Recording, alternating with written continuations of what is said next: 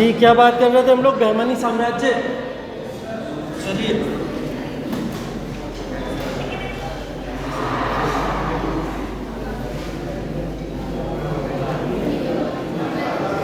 बहमनी साम्राज्य की बात चल रही थी। चलिए भाई शांत हो जाओ, सुन लो। ठीक है, बहमनी साम्राज्य की बातें चल रही थी। बहमनी साम्राज्य का काल कब से कब तक बताया था मैंने आपको? 1347 से 1687 तक। ठीक है, 1347 से 1687 तक। अगर बहमनी साम्राज्य में पूछा जाए संस्थापक कौन था, कौन था? हसन गंगू। हसन गंगू का दूसरा नाम, हसन गंगू का दूसरा नाम सिकंदर सानी। नाम नहीं है ये, टाइटल है, ये टाइटल। हाँ,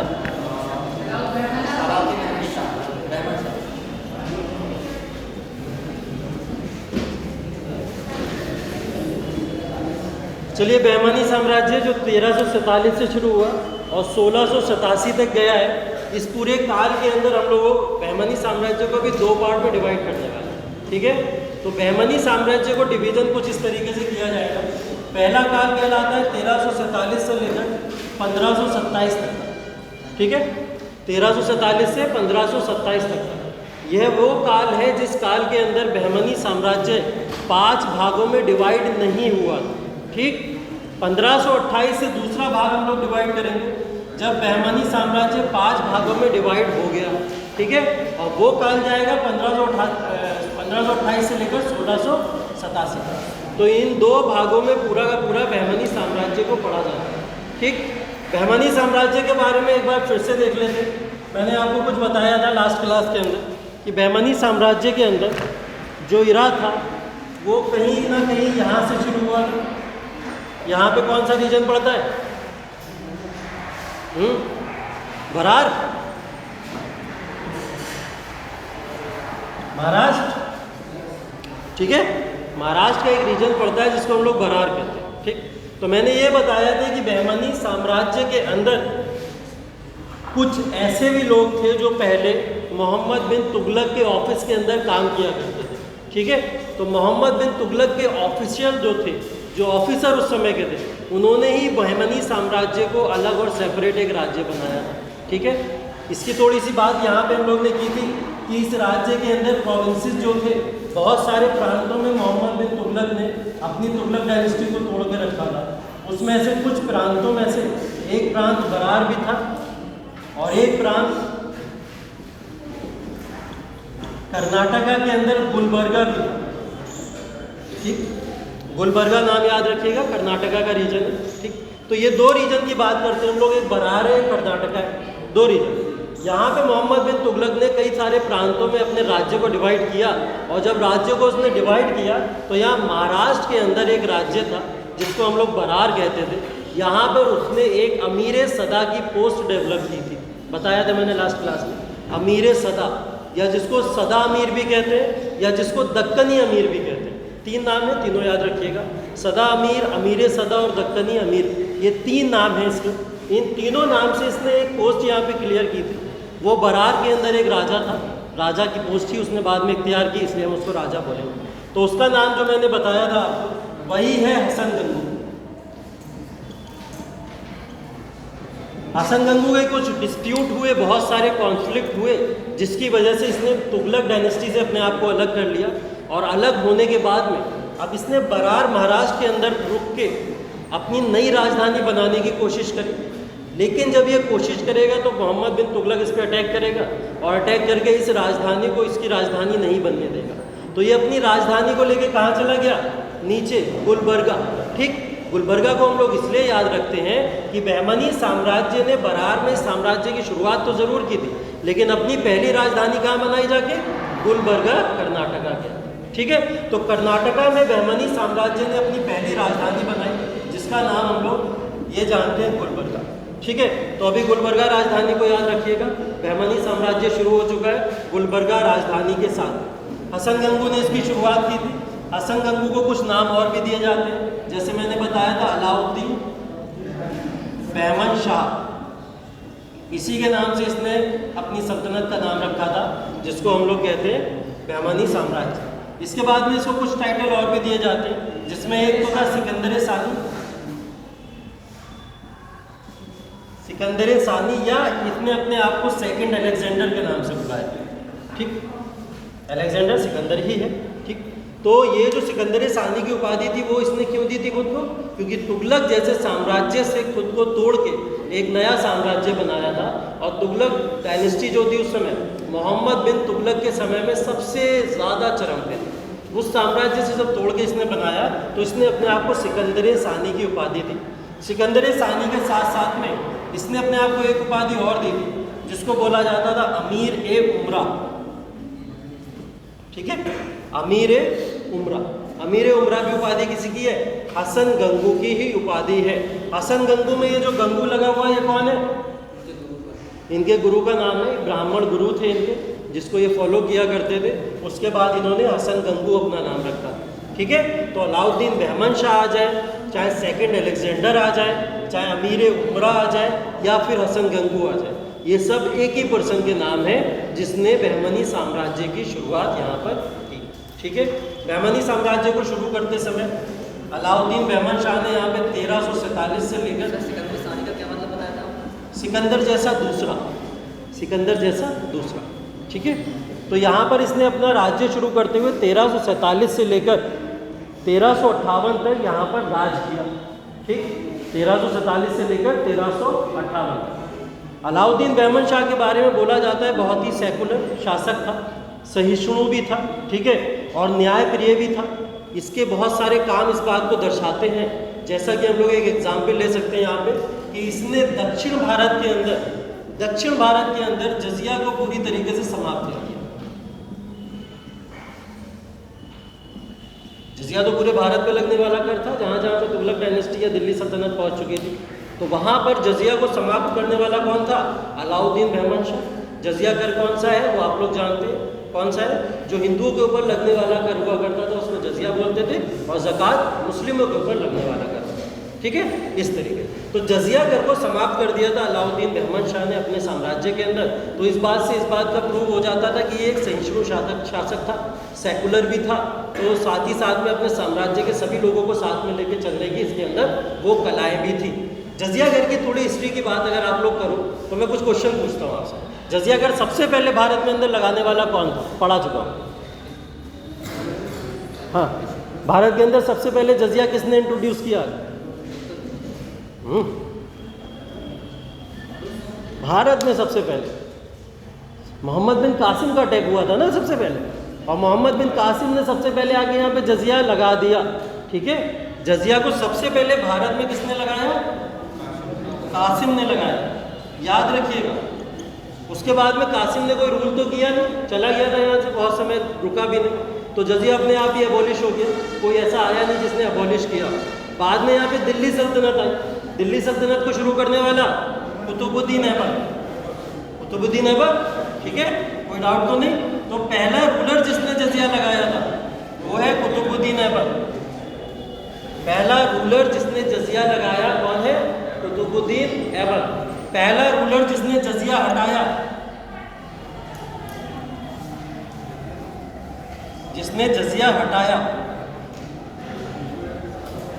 फिरोज शाह तुगलक ने ब्राह्मणों के ऊपर से जजिया कर को हटा दिया। ठीक है, फिरोज शाह तुगलक ने ब्राह्मणों के ऊपर से जजिया कर को हटा दिया था।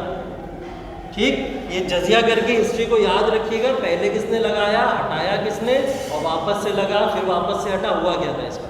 ठीक है, बहुत कंफ्यूजिंग होता है, लोगों को याद नहीं रहता है। याद रखिए, जजिया कर के बारे में बात कर रहे हैं। सबसे पहले जजिया कर भारत में इंट्रोड्यूस हुआ कासिम के समय, कासिम ने लगाया। जजिया कर को पहला रूलर जिसने लगाया था कुतुबुद्दीन ऐबक, दिल्ली सल्तनत।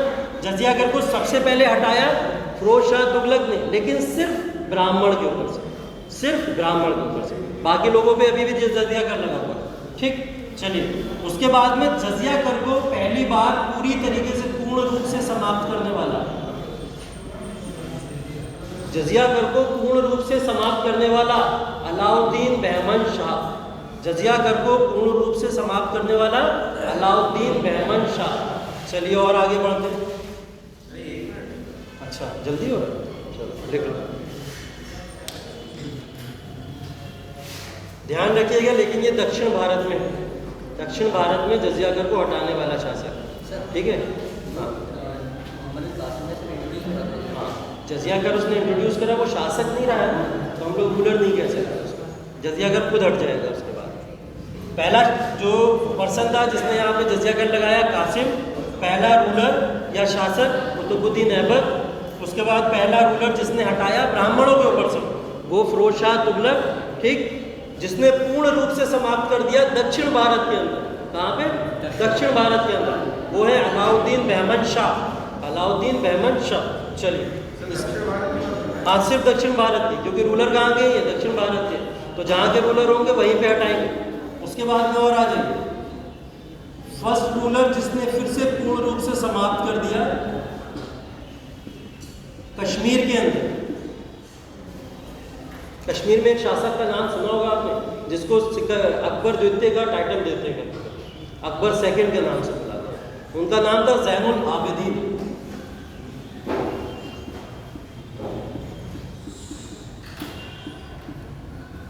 ज़ैनुल आबिदीन पहला शासक जिसने जजिया कश्मीर में समाप्त कर दिया पूर्ण रूप से, ठीक है। तो वो कौन है? ज़ैनुल आबिदीन। इसको अकबर द्वितीय की भी उपाधि दी जाती है, ठीक है। अकबर की ही तरह इसने 50 साल शासन भी किया है और 50 साल तक वही नीतियां अपनाई जो अकबर ने अपने काल में आगे अपनाई थी, ठीक है। इसका काल था 1420 से लेकर 1470। तो ये ध्यान रखिए ये अकबर से पहले आया था, अकबर से पहले आया, लेकिन अकबर द्वितीय की उपाधि के नाम से जाना जाता है, ठीक है। चलिए, ये उपाधि जो राइटर्स लिखा करते हैं, बर्नी हो गए, इन्होंने सबने यही टाइटल वाइटल ये लोग दिया सिर्फ कश्मीर रीजन, क्योंकि ये कश्मीर के शासक थे तो कश्मीर में करेंगे। ये कहाँ के शासक थे? दक्षिण के शासक थे, तो दक्षिण में समाप्त करेंगे। अब जजिया कर देखिए, कश्मीर में समाप्त हो गया और दक्षिण भारत में समाप्त हो गया। पूरे भारत में तो बचा है भी। अगर हम लोग बात करें सेंट्रल इंडिया में तो बचा हुआ है ना, बीच का जो भारत है, उसको आगे कौन समाप्त करेगा? ये तो पता होगा आपको।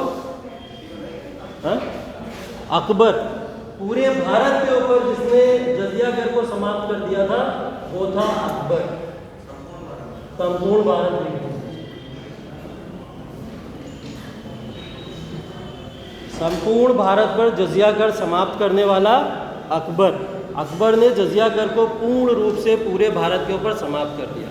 अकबर के काल के बाद में कोई भी ऐसा रीजन नहीं है भारत के अंदर जहाँ पे अब जजिया कर लगता था, कहीं पे भी नहीं लगता, किसी जगह नहीं लगता था। वापस से औरंगजेब आया, औरंगजेब ने क्या करा? फिर पूरे भारत के ऊपर जजिया कर यहाँ पर इंट्रोड्यूस कर दिया, ठीक है। फिर से इंट्रोड्यूस किसने कर दिया आगे?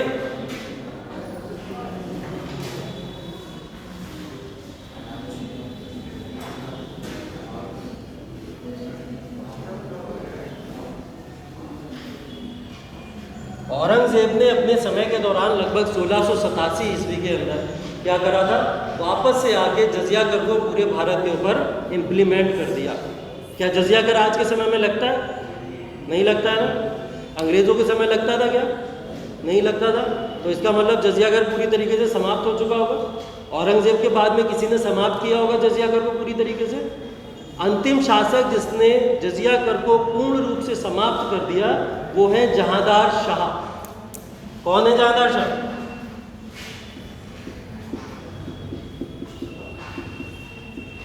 मुगल शासक।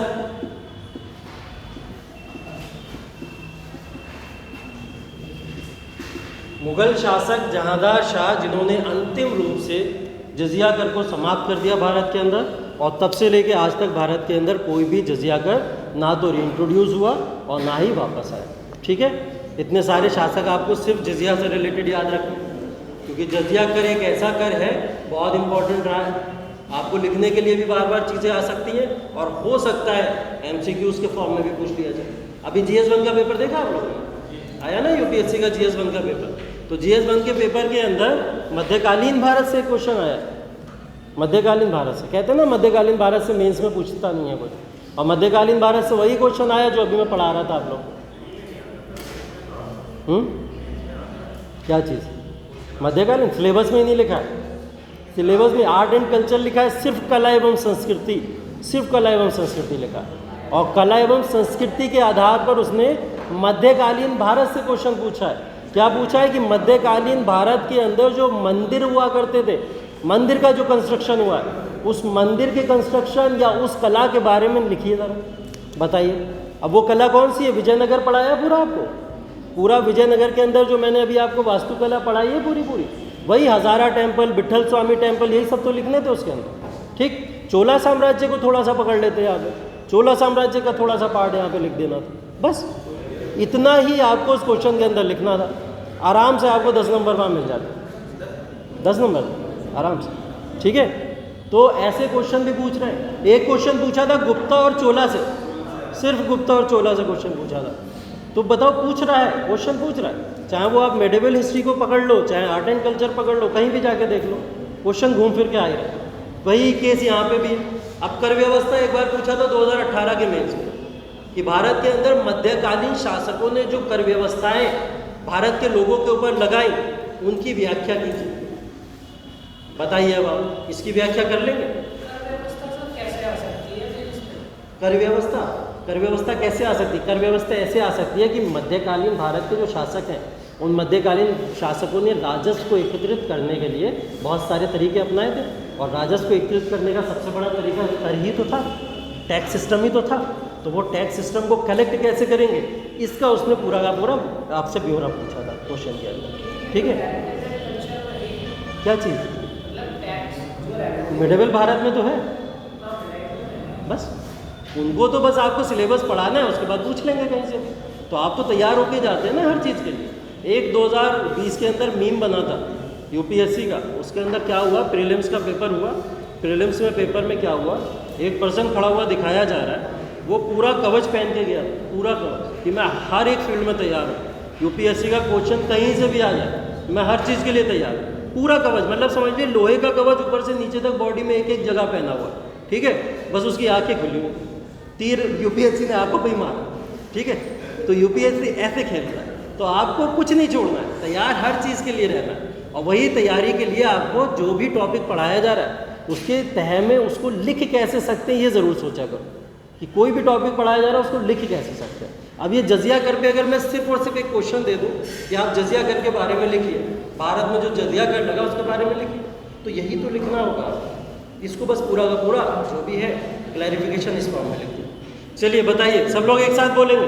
सबसे पहले भारत में जजिया कर किसने लगाया? ये एक साथ तो नहीं बोल रहा हूँ, एक साथ सबसे, एक मिनट 1 2 3 करेंगे हैं। चलो, सबसे पहले भारत के अंदर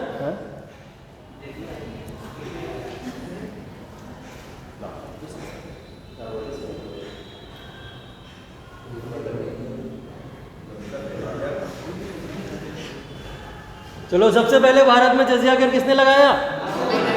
मोहम्मद बिन कासिम। सबसे पहला शासक कुतुबुद्दीन ऐबक। सबसे पहले भारत के अंदर कर को हटाने वाला कौन था? फिरोज शाह तुगलक। किसके ऊपर से हटाया था? सिर्फ ब्राह्मणों के ऊपर से।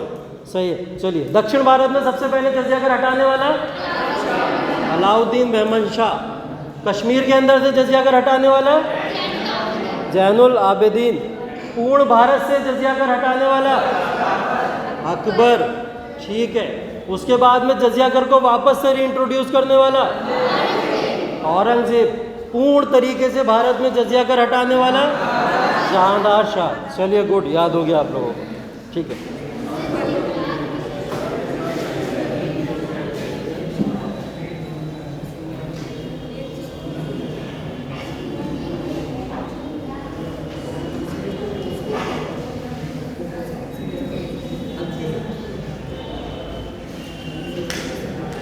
अलाउद्दीन बेहमन शाह की आगे अगर हम लोग बात करें तो इन्होंने अपना राज्य जो राजधानी बनाई थी, वो राजधानी थी गुलबर्ग।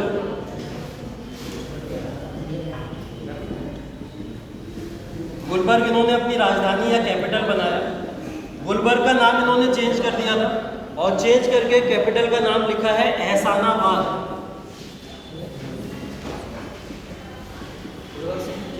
जी, गुलबर्ग राजधानी बनाई, नाम चेंज कर दिया और नाम चेंज करके उसका क्या रख दिया, एहसानाबाद। ठीक है, अलाउद्दीन बहमन शाह। अलाउद्दीन बहमन शाह ने अपनी राजधानी गुलबर्ग बनाई, सबसे पहले शासन यहीं करने पहुंचे थे, और उस राजधानी का नाम परिवर्तित करके क्या कर दिया, एहसानाबाद। ठीक है, तो एहसानाबाद इनकी राजधानी थी। नाम चेंज किया, नाम चेंज किया। गुलबर्गा को आप एहसानाबाद के नाम से भी जानते हैं, दोनों नाम है। ठीक है, तो दोनों नाम को याद रखिएगा। अलाउद्दीन बहमन शाह को इसलिए भी जाना जाता है, एक तो मैंने आपको बोला कि न्यायप्रिय शासक भी था, ठीक है, उसके बाद सेकुलर भी बताया मैंने आपको। तीसरी चीज़, ये एक बहुत बड़ा कवि भी था। ठीक है, कविताएं भी लिखा करता था, कवि के नाम से भी जाना जाता है। इसको बहुत सारी फील्ड में नॉलेज थी। जैसे अगर बोला जाए तो ये पारसी जो भाषा होती है, पर्शियन जो कल्चर होता है, उस पर्शियन कल्चर का बहुत बड़ा ज्ञाता कहलाता है। ठीक है, पर्शियन कल्चर के साथ साथ में, क्योंकि ये तेलुगु की राजधानी में रहा करता था, तो तेलुगु का भी ज्ञाता था। ठीक है, तेलुगु के साथ में आया कहाँ से था, बराड़ से, महाराष्ट्र। और महाराष्ट्र में कौन सी भाषा चलती है, मराठी, तो मराठी का भी ज्ञाता था। ठीक है, Marathi, Persian culture, Telugu plus Urdu का भी ज्ञाता था। ठीक है, ये 4 भाषाएं जिसका ये ज्ञाता था। और इसके अलावा भी बहुत सारे, इसने कई सारे ऐसे कवियों को संरक्षण भी दिया हुआ था जो इसके सल्तनत काल के अंदर रहा करते थे। ठीक है, तो अलाउद्दीन बहमन शाह से रिलेटेड याद रखिएगा, पहली चीज़ तो यही, इसके नाम बहुत सारे, टाइटल्स बहुत सारे क्या क्या है। दूसरी चीज़, इसको जजिया कर हटाने के लिए जाना जाता है, सेकुलर शासक है। और तीसरी चीज़, इसने राजधानी का नाम परिवर्तित करके क्या कर दिया था, एहसानाबाद कर दिया था। चौथी चीज़, ये इन सब भाषाओं के बारे में जानने वाला एक बहुत अच्छा कवि भी था। ठीक है, तो ये सारी चीज़ें इससे रिलेटेड आप लोग याद रखिए। इसके बाद में दूसरे शासक, किसको, अलाउद्दीन बहमन शाह को। देखिए, मैंने ये बताया, हसन गंगू ने जब अपनी राजधानी बनाई तो किसको बनाई थी, गुलबर्ग को बनाई थी। गुलबर्ग कहाँ है, कर्नाटक के अंदर है। और गुलबर्ग का नाम भी चेंज कर दिया इसने बाद में, क्या कर दिया, एहसानाबाद। तो गुलबर्ग को ही एहसानाबाद भी कहा जाता है, कुछ अलग नहीं। ठीक है, वही।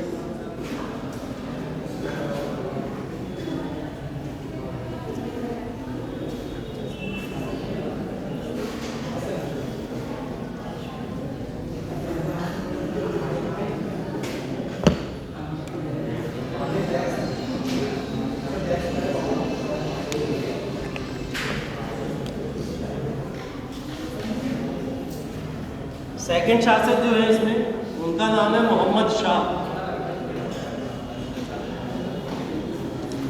मोहम्मद शाह प्रथम या मोहम्मद शाह फर्स्ट।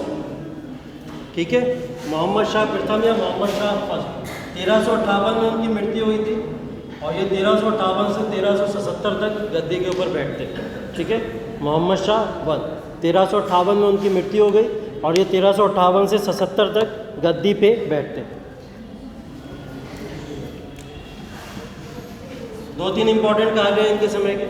पहला तो इंपॉर्टेंट कार्य ये है कि विजयनगर साम्राज्य के जो शासक थे बुक्कावन, देख लीजिए, मैच कर लीजिए डेट, इन्हीं के समय होंगे ना बुक्कावन।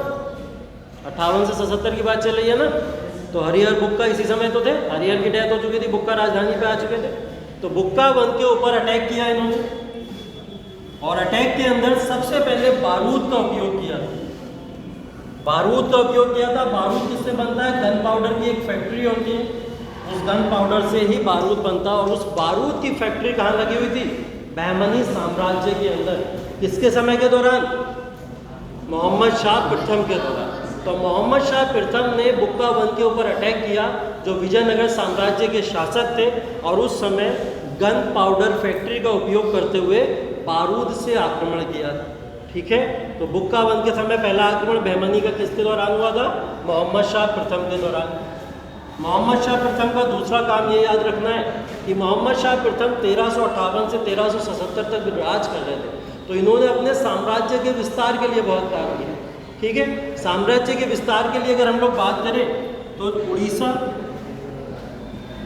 ठीक है, उड़ीसा के अलावा विजयनगर एम्पायर, इनके शासकों को इन्होंने लगातार बैटलफील्ड के अंदर परेशान किया। ठीक है। इवन ये तक किया था, मैंने आपको बताया था कि उड़ीसा के महाराजा का क्या राजगद्दी जो होती है बैठने वाली, वो राजगद्दी उठा के ले आए थे और कहाँ पे स्टेब्लिश कर दी, बहमनी साम्राज्य में। और फिर उसके बाद जितने बहमनी के शासक बैठे सब सेम गद्दी के ऊपर ही बैठते रहे, ठीक है। तो इस बात को ध्यान रखिएगा कि विजयनगर साम्राज्य के या उड़ीसा के शासकों के नाक में दम करने वाला शासक जो वो मोहम्मद शाह, इसने अपने समय में साम्राज्य का विस्तार किया था।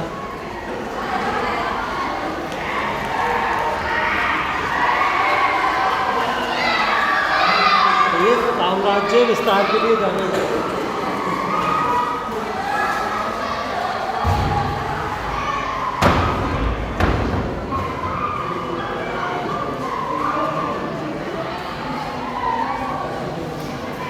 चलिए, मोहम्मद शाह प्रथम से रिलेटेड 2 फैक्ट याद रखेंगे, 2 बड़े बड़े फैक्ट। एक तो विजयनगर एम्पायर में बुक्कावन के ऊपर अटैक, पहली बार बारूद का उपयोग इनके समय में। दूसरा, उड़ीसा विजयनगर साम्राज्य के ऊपर अटैक करके साम्राज्य को विस्तार किया। और इन्हीं के समय में मैं बताने जा रहा हूँ आपको कि जो राजधानी थी, ये जो गुलबर्गा है वो तो गुलबर्गा है, मतलब कर्नाटक का रीजन इन लोगों के पास में था, बताया था मैंने आपको। दूसरा, बरार का पोजीशन जो थी जो महाराष्ट्र के अंदर है। और तीसरा, जिसको हम लोग कहते हैं क्या, गोलकोंडा। गोलकोंडा कहाँ पड़ता है? आंध्र प्रदेश, जो आज के समय में तेलंगाना है, ठीक है। तो ये 3 राज्यों के अंदर जो विजयनगर का 3 राज्यों के अंदर जो बहमनी साम्राज्य का विस्तार हुआ वो किसके दौरान हुआ है? मोहम्मद शाह प्रथम के दौरान, ठीक है। तो मोहम्मद शाह प्रथम से रिलेटेड इन फैक्ट को याद रखिएगा कि मोहम्मद शाह प्रथम के दौरान साम्राज्य विस्तार बहुत तेज़ी से हुआ था और इसी ने बहमनी साम्राज्य को काफ़ी संतुलित साम्राज्य भी बनाया, ठीक। मोहम्मद शाह के बाद में और भी शासक आए, जैसे मुजाहिद शाह आए, ठीक है। इन सबको नाम को आपको याद नहीं रखना, छोटे मोटे शासक हैं। एक बड़ा नाम यहाँ पे याद रखने जा रहे हैं हम लोग, जो तीसरा शासक के फॉर्म में हम लोग पढ़ेंगे। उनका नाम था ताजुद्दीन।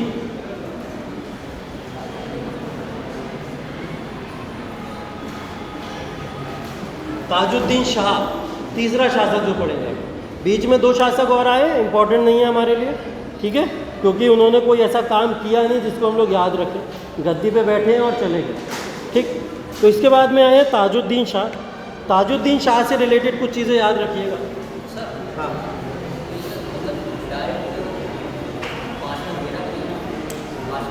नहीं, मैं शासकों के फॉर्म में तीसरा शासक बता रहा हूँ ना, इसलिए 2 और आए, ठीक है। बहमनी साम्राज्य में 18 शासक आए टोटल कितने? 18 शासक आए। 18 शासक कब से कब तक? सिर्फ इस दौरान 1347 से 1527 तक, सिर्फ इस दौरान 18 शासक आए। अब वो 18 के 18 तो नहीं पढ़ाऊंगा मैं आपको, ठीक है।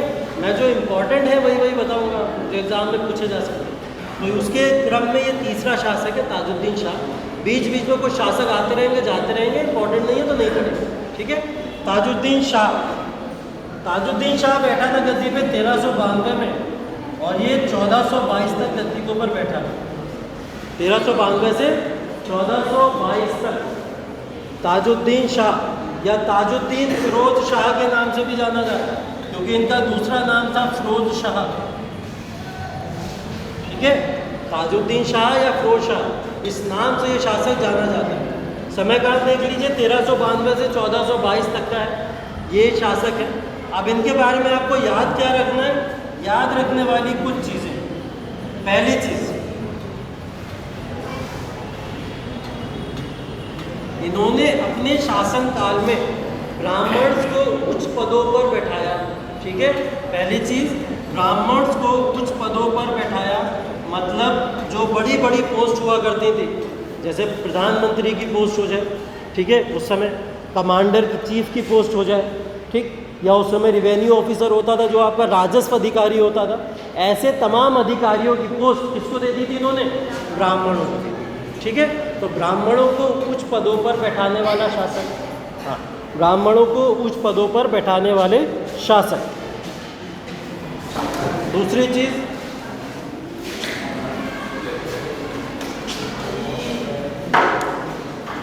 इस समय देखिए 1392 से 1422 है। 1392 में 1422, कोई ऐसा अटैक बताइए भारत के ऊपर इस समय जो हुआ हो, इस समय काल के अंदर भारत पर मंगोलों का अटैक हुआ था? कब हुआ था? पढ़ाया था मैंने आपको जब दिल्ली सल्तनत पढ़ा रहा था। 1392 से 1422 तक, इस दौरान एक डेट पड़ती है 1398। 1398 में भारत में तैमूर लंग ने अटैक किया था ना। 1398 भारत में तैमूर लंग ने अटैक किया था। तो ये राजा है ताजुद्दीन फिरोज शाह उस समय, ठीक है। ताजुद्दीन फिरोज शाह ने तैमूर लंग को समर्थन दिया था, ठीक है। मतलब भारत में जो लूटपाट हुई थी तैमूर लंग ने जो अटैक करके की थी, उसका समर्थन किसने किया था? ताजुद्दीन शाह ने किया था या फिरोज शाह? ये किस लालच में थे? शायद भारत की गद्दी इनको मिलने, ये उस लालच में थे, इसलिए इन्होंने समर्थन किया। इसी समर्थन देने के बाद में तैमूर लंग ने इनको क्या बोला है? अपना पुत्र बोला है। तैमूर लंग ने भारत में कौन से शासक को अपना पुत्र बोला था? नाम याद रखिएगा, कौन है? ताजुद्दीन फिरोज शाह, ठीक है। पुत्र क्यों बोला था? क्योंकि इन्होंने तैमूर लंग का समर्थन किया था जब तैमूर लंग ने भारत के ऊपर अटैक किया, ठीक है। चलिए, तैमूर लंग का पुत्र के नाम से कौन फेमस है? ताजुद्दीन फिरोज शाह, इसलिए ये जाने जाते हैं तैमूर लंग के पुत्र के फॉर्म। नाम इनका फिरोज शाह है, तो इन्होंने एक सिटी बसाई थी जिस सिटी का नाम था फिरोजाबाद।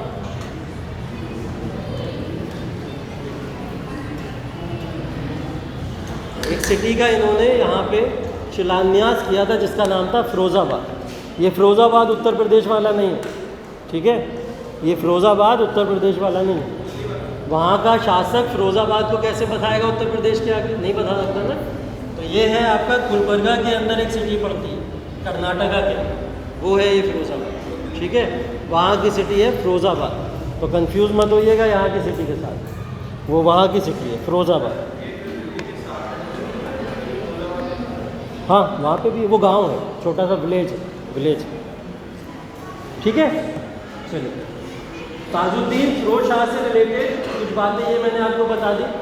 अगली बात ये याद रखिएगा कि ये भी एक बहुत बड़ा कवि था, सांस्कृतिक महत्व बहुत रहा है इसके दौरान। बोला जाता है कि बहमनी साम्राज्य का सबसे बड़ा शासक अगर कोई माना जाता है तो वो ताजुद्दीन फिरोज शाह को ही माना जाता है, ठीक है। सबसे बड़ा शासक ताजुद्दीन फिरोज शाह को ही माना जाता है, क्योंकि इसने भी राज्य का विस्तार किया था, जगह जगह पे राज्य को कैप्चर भी किया था, और इस तरीके की यहाँ पे चीज़ें करके, जैसे तैमूर लंग का समर्थन करना, ठीक है, अपने आप में बहुत बड़ी बात थी। उस समय राजा के अगेंस्ट में जाके तैमूर लंग का समर्थन करते थे। बाद में इसको राजा का आक्रमण भी देखने को मिला है, ठीक है। तो आक्रमण भी देखने को मिला था। तो ताजुद्दीन फिरोज शाह एक इम्पॉर्टेंट शासक, इनको याद रखिएगा। अगला शासक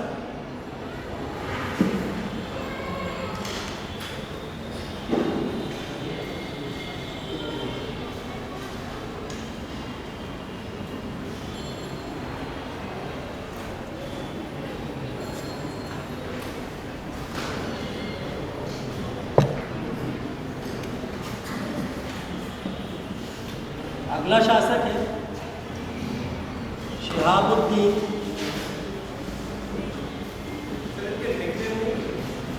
निकनेम अपने हिसाब से कर लो याद करने के लिए। शिहाबुद्दीन शाह, ठीक है।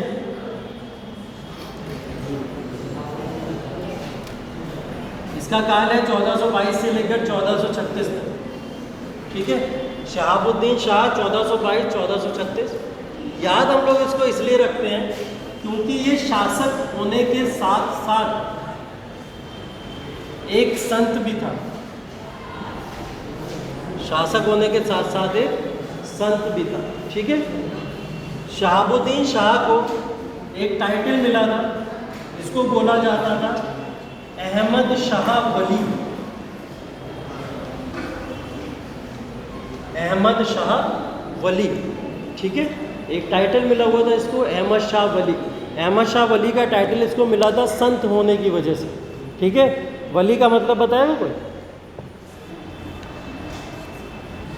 वली का मतलब बताएगा कोई क्या होता है? हाँ, बहुत अच्छा। हाँ,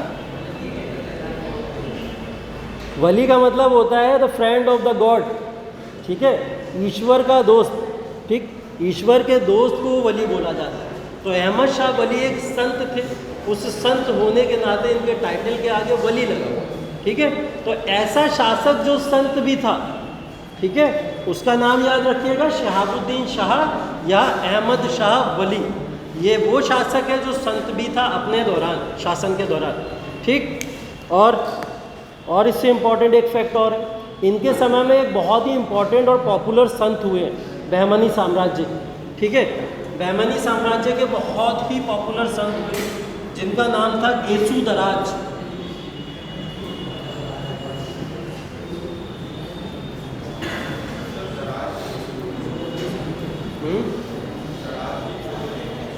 दराज, गेसू दराज, दराज टाइटल है। दराज का मतलब होता है कि क्लोज टू द गॉड, जो गॉड के करीबी लोग होते हैं उनको पूरा, ठीक है। हाँ, ये सूफी संत है, ये संत हैं तो ये सूफी संत। अभी आगे जब हम लोग पढ़ने वाले हैं ना भक्तिज्म और सूफीज़म, ठीक है, भक्ति आंदोलन और सूफी आंदोलन, उसमें से एक सूफी संत ये भी हैं, ठीक है, जिनका नाम था गेसू दराज। गेसू दराज ये वो संत थे जिन्होंने इस साम्राज्य के अंदर, जो बहमनी साम्राज्य है, इसके अंदर एक लैंग्वेज, एक भाषा को कहीं ना कहीं डेवलप किया, ठीक है। और उस भाषा के अंदर इन्होंने अपनी कृतियाँ लिखी हैं बहुत सारी, उसको बोला जाता है दक्कनी उर्दू। क्या बोला जाता है? दक्कनी उर्दू। दक्कनी उर्दू को एक और नाम दिया जाता है, इसको बोला जाता है हिंदवी।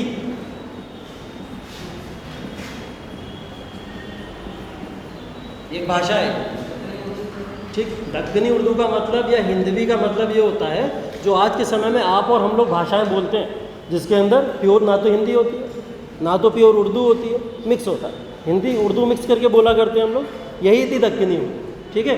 दक्कनी उर्दू एक उर्दू की ऐसी फॉर्म थी जिसमें हिंदी मिक्स हुआ करती है, ठीक है। हाँ हाँ, अब तो उत्तर भारत में आ चुकी है ये पूरी तरीके से। इसका स्टार्ट कहाँ से हुआ है? दक्षिण भारत से स्टार्ट हुआ है। तो दक्षिण भारत के अंदर पहले के देखो शासक जो थे या यहाँ की जनता जो थी, अगर हम लोग प्राचीन भारत की बातें करें तो प्राचीन भारत के अंदर आप लोग चले जाइए तो संस्कृत ज़्यादा से ज़्यादा यूज़ हुआ करती थी। उसके बाद में संस्कृत के बाद में अगर हम लोग उत्तर भारत के अंदर आएँ और ये मध्यकालीन भारत आ जाए तो यहाँ पे पर्शियन लैंग्वेज यूज़ हुआ करती थी। पर्शियन, क्योंकि मुग़लों ने अपनी भाषा, दिल्ली सल्तनत के शासकों ने अपनी भाषा, सबको क्या बनाया हुआ था? फारसी जो लैंग्वेज होती है उसको बनाया हुआ था, ठीक है। तो ये पॉपुलर लैंग्वेजेस हुआ करती थी उस समय। लेकिन दक्षिण भारत के अंदर पॉपुलर क्या था? संस्कृत, तेलुगु, कन्नड़, मलयालम, यही सब था वहाँ पे।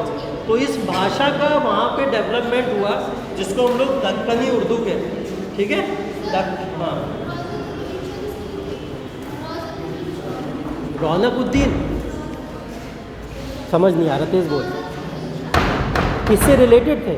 किससे रिलेटेड थे? वो भी संत हैं। अभी संतों की बात करेंगे ना हम लोग, जब सूफी संतों की बात करेंगे तो संतों के अंदर आएंगे, उनकी बात करेंगे, ठीक है। तो इसको याद रखिए कि गेसू दराज ने क्या करा था, यहाँ पे एक ऐसी भाषा के अंदर लिखना शुरू किया जो भाषा वहाँ पॉपुलर भी नहीं थी और ऐसी भाषा पहले प्रयोग में भी नहीं थी। तो वो भाषा कौन सी थी? दक्कनी उर्दू या हिंदवी, ठीक है। इस भाषा के अंदर इन्होंने लिखना शुरू किया था, ठीक।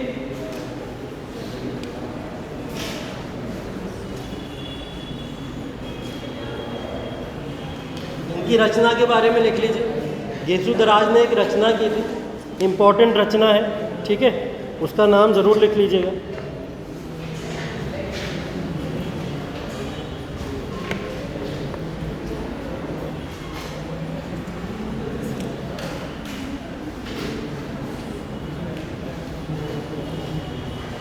मिरातुल आशिकी,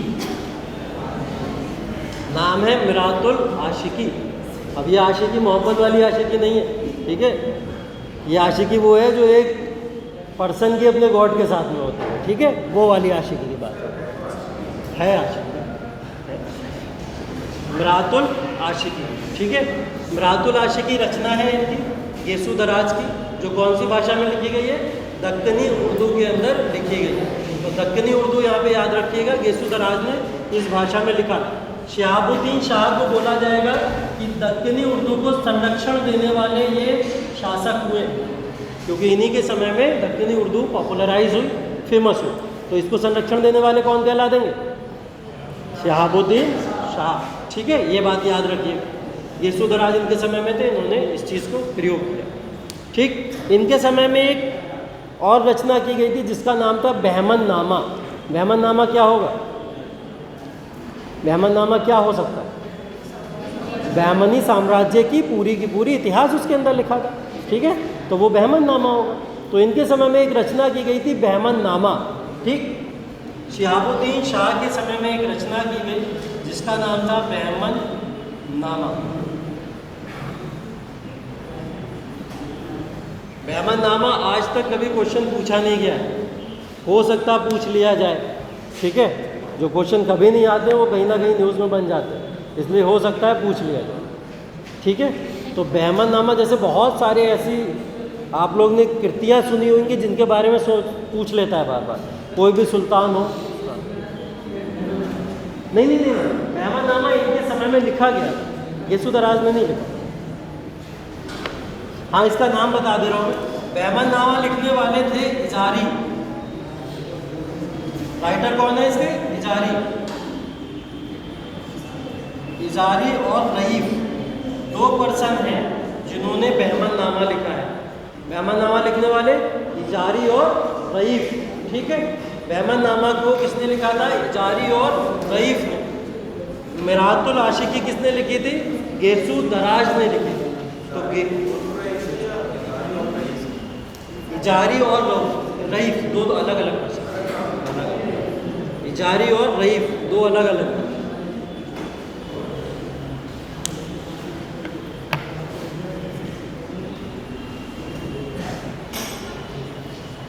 हो गया लोग?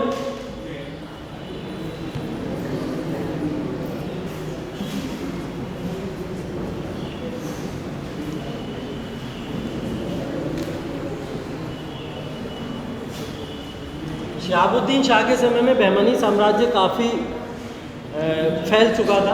इतना देख सकते हैं हम लोग कि इसने बहमनी साम्राज्य ने अपने साम्राज्य को पूरी तरीके से विस्तारित कर दिया। तो अब इनके पास में मौका था कि अपनी राजधानी को परिवर्तित कर सकते थे। तो इन्होंने क्या करा? यहाँ से अपनी राजधानी परिवर्तित की।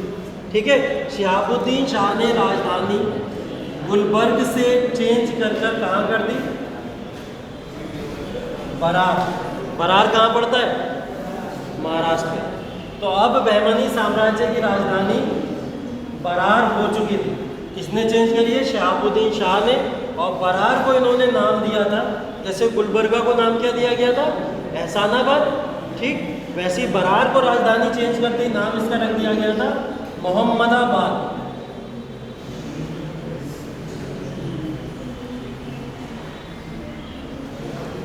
मोहम्मदाबाद। ठीक है, तो मोहम्मदाबाद इसका नाम कर दिया गया था चेंज करके। ठीक, किसका नाम का है मोहम्मदाबाद? बरार का। एहसानाबाद किसका नाम है? गुलबर्गा का। तो इसको याद रखिएगा, राजधानी को चेंज करने वाले शिहाबुद्दीन शाह, गुलबर्गा से इन्होंने राजधानी बरार कर दी है, और बरार को मोहम्मदाबाद के नाम से भी जाना जाता है। ठीक है, दोनों नाम याद रखिए।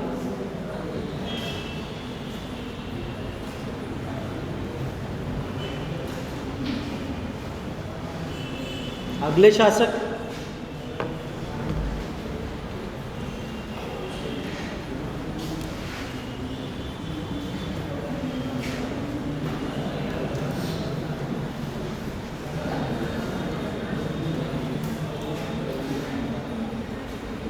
अलाउद्दीन अहमद शाह। अगले शासक है अलाउद्दीन अहमद शाह। ठीक है, अलाउद्दीन अहमद शाह।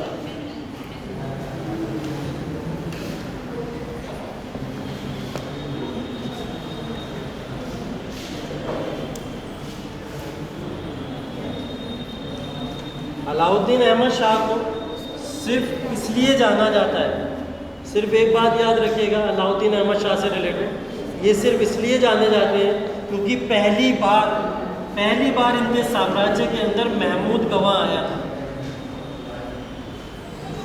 पहली बार। ठीक है, महमूद गवाह कई सारे शासकों के साम्राज्य के अंदर रहा, और पॉपुलर कब हुआ जाके, उसके बारे में भी हम लोग बात करेंगे। मोहम्मद शाह तृतीय के काल में पॉपुलर हुआ था। लेकिन सबसे पहले अगर एविडेंस देखने को मिलते हैं साक्ष्य महमूद गवाह के, किसके काल में मिलते हैं? अलाउद्दीन अहमद शाह के काल में मिलते हैं। तो इससे रिलेटेड इसी बात को याद रखिएगा कि अलाउद्दीन अहमद शाह के काल के अंदर या राज्य के अंदर महमूद गवाह पहली बार भारत के अंदर आया था। महमूद गवाह वो नाम है जो मैंने अभी आपको बताया था लास्ट क्लास में कि आप सारे राजाओं को एक तरफ रख दीजिए और महमूद गवाह को एक तरफ रख दीजिए। सिर्फ एक प्रधानमंत्री होता हुआ काफ़ी पावरफुल नाम है ये महमूद गवाह। तो सबसे पहले किसके शासनकाल में आया था ये? अलाउद्दीन अहमद शाह, ठीक है। एक पर्शियन ट्रेडर था, फारस का व्यापारी था ये, और फारस से व्यापार करता हुआ ये भारत के अंदर चला आया था इसके द्वारा, ठीक है। तो याद रखिए। हाँ, शासन का इम्पोर्टेंट नहीं है, नोट करना ना। 1436 से 58, 1436 से 58।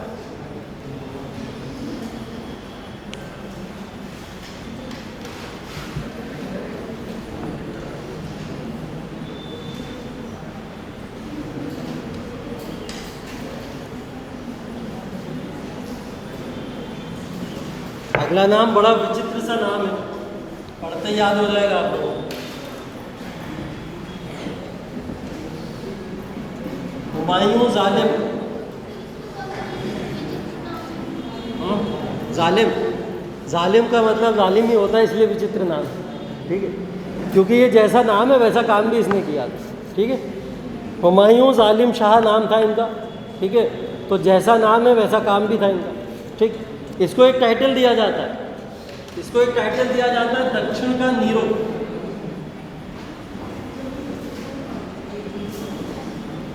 दक्षिण का नीरो। नीरो का मतलब होता है क्रूर, ठीक है। क्रूरता से कहीं ना कहीं इसको जाना जाता है नीरो। तो क्रूरता जिसके अंदर होती है उसको नीरो बोला जाता है, ठीक है। नीरो आप वर्ल्ड हिस्ट्री के अंदर पढ़ेंगे, जब विश्व इतिहास पढ़ेंगे आप लोग तो नीरो के बारे में पढ़ेंगे, इस क्रूरता के बारे में पढ़ेंगे। इतना क्रूर शासक था हुमायूं जालिम के बारे में बोला जाता है कि अपने साम्राज्य के अंदर अगर इसको, जैसे क्या होता था, साम्राज्य के अंदर एक लंबी सी लाइन लगती थी, उस लाइन के अंदर राजा गुजरा करता था, और जब राजा गुजरता था वहाँ से, गुजरने के दौरान अगर 1% भी 1 इंच आगे खड़ा हुआ दिखता था उसको निकाल के गोली मारता, ठीक है। मतलब उसको डिसिप्लिन और अनुशासन इतना पसंद था कि अगर वो अनुशासन में उसका शासन नहीं रहेगा तो वो क्या करता था, तुरंत हत्या करने के लिए जाना जाता है। तो वो शासक कोई भी ऐसा भी आपको नहीं मिलेगा कि गलती के लिए डायरेक्ट उसको पनिशमेंट हत्या की दे दी जाए, मर्डर की दे दी जाए, या फिर उसको कैपिटल पनिशमेंट दे दिया जाए। ये क्या करता था, डायरेक्ट हत्या कर दिया करता था। इसलिए इसको बोला जाता है दक्षिण का नीरो, क्रूरता के लिए इसकी जाना जाता है। तो इसका नाम है हुमायूं जालिम शाह, ठीक है। तो हुमायूं जालिम शाह के नाम से जाना जाता है। अब महमूद गवाह इसके समय में होगा या नहीं होगा? महमूद गवाह तो आ चुका था ना, तो महमूद गवाह इसके समय में भी रहा, और महमूद गवाह जब इसके समय में रहा तो इसने महमूद गवाह को एक उपाधि दी। महमूद गवाह को एक उपाधि दी गई इस समय, ख्वाजा-ए-जहां। इसके समय में नहीं, हाँ, इसके समय में महमूद गवाह को ख्वाजा-ए-जहां की उपाधि किसने दी? हुमायूं जालिम ने, ठीक है। हुमायूं जालिम ने ख्वाजा-ए-जहां की उपाधि महमूद गवाह को दी, जिसको दक्षिण का नीरो या क्रूरता के शासक के फॉर्म में हम लोग जानते हैं। शासनकाल भी इसका लिख लीजिए, 1458 से लेकर 1461, 1458 से लेकर 1461।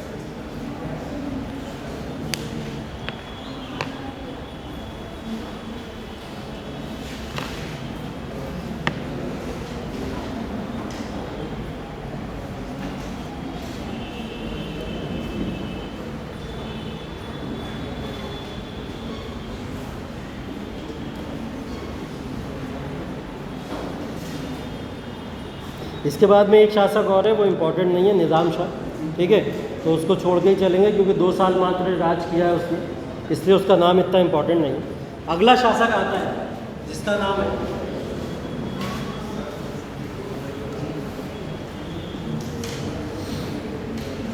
शमसुद्दीन मोहम्मद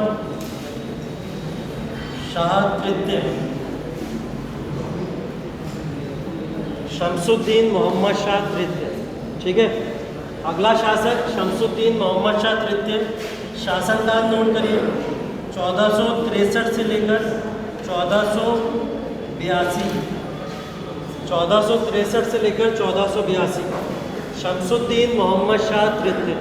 ठीक, शमसुद्दीन मोहम्मद शाह तृतीय।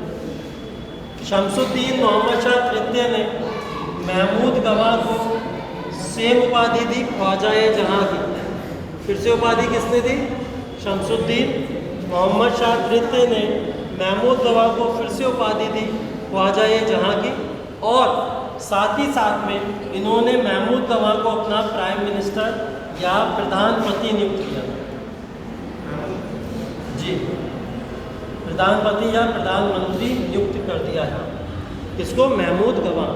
ठीक, महमूद गवाह को अपना प्रधानमंत्री किसने नियुक्त किया है? शमसुद्दीन मोहम्मद शाह तृतीय। ठीक है, महमूद गवाह का शासन आप लोग 3 लोगों के काल में देख चुके।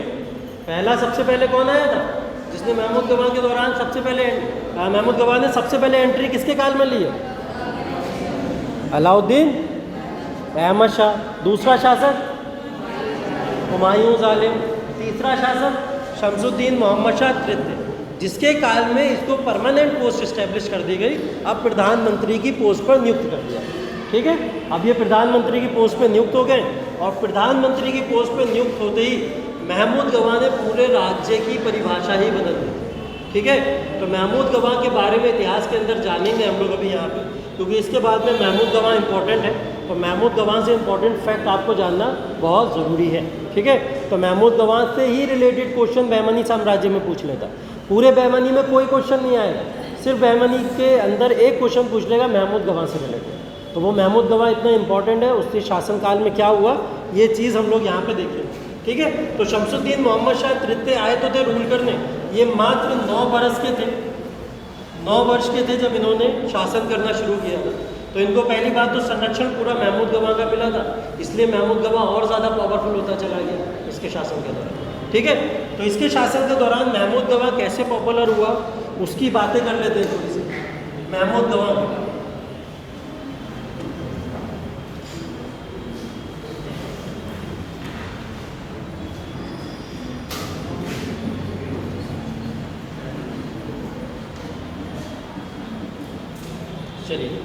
महमूद गवाह मैंने बताया कौन था। सबसे पहली बात तो ये, महमूद गवाह एक पर्शियन ट्रेडर था, फारस से आया हुआ था। ठीक है, फारस से व्यापार करने भारत के अंदर आया, और व्यापार करने के लिए रुक गया भारत में। ठीक है, और रुका कहाँ था? बहमनी साम्राज्य के अंदर। तो बहमनी साम्राज्य ने इसको संरक्षण देना शुरू कर दिया। तो पहली बात तो ये क्या था, ये फारस का एक व्यापारी था। दूसरी चीज़, इसको हम लोग अफाकी भी बोलते हैं, अफाकी भी बोला जाता है। ठीक है, अफाकी का मतलब क्या होता है? देखिए क्या था, पूरा का पूरा बहमनी साम्राज्य के अंदर जितने भी नोबल्स होते थे, नोबल्स का मतलब जितने भी उस समय के गवर्नर या ऊंची पोस्ट के लोग हुआ करते थे, जो राजा के दरबार के अंदर मंत्री की फॉर्म में रहते थे, उन्हें नोबल्स बोला जाता था। ठीक है, उन मंत्रियों को 2 पार्ट में डिवाइड करके रखा हुआ है। पहला पार्ट था आपका जिसको बोलते थे अफाकी, और दूसरा पार्ट था जिसको बोला जाता था दक्कनी। ठीक है, एक को बोलते थे अफाकी और एक को बोलते थे दक्कनी। अफाकी का मतलब ये होता था जिसका जन्म कहाँ हुआ हो? भारत के बाहर हुआ, जिसका जन्म भारत के बाहर हुआ हो।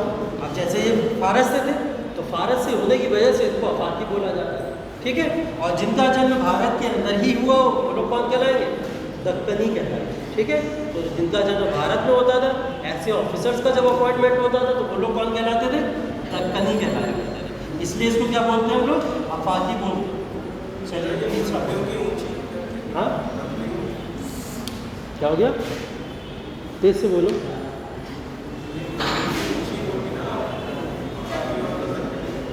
अफाकी काम क्या होता है? इन लोग का काम, नोबल्स थे ना, मंत्रियों को सजेशन, मंत्री का जो सजेशन जो देते थे राजा को, जो किंग होता था, किंग के दरबार में बहुत सारे लोग रहते थे ना, 9 रत्नों की तरह, वो रत्नों के नोबल्स बोला जाता था, उन सबको नोबल्स बोलते हैं। उन्हीं नोबल्स में अफाकी और दक्कनी आया था, तो ये वही लोग। तीसरी चीज़ महमूद गवाह को हम लोग जानते हैं शिक्षा के लिए, शिक्षा या एजुकेशन के लिए जानते हैं। मैंने लास्ट क्लास में आपको बताया था, इसने एक यूनिवर्सिटी बनवाई थी, इसने एक यूनिवर्सिटी बनवाई थी जिसका नाम इसने रखा था मदरसा ए गवाह। ठीक है, एक यूनिवर्सिटी या एक विश्वविद्यालय बनवाया जिसका नाम रखा गया था मदरसा ए गवाह। मदरसा ए गवाह के अंदर तमाम धर्मों के लोग आगे पढ़ा करते थे, एजुकेशन लिया करते थे, क्योंकि इस यूनिवर्सिटी के अंदर लगभग 3000 से ज़्यादा मैन्यूस्क्रिप्ट्स या लिपियों के अंदर उन भाषाओं की वहाँ पर पहुँच थी। मतलब उन 3000 से ज़्यादा लिपियों के अंदर लोगों को वहाँ पर शिक्षाएँ दी जाती हैं।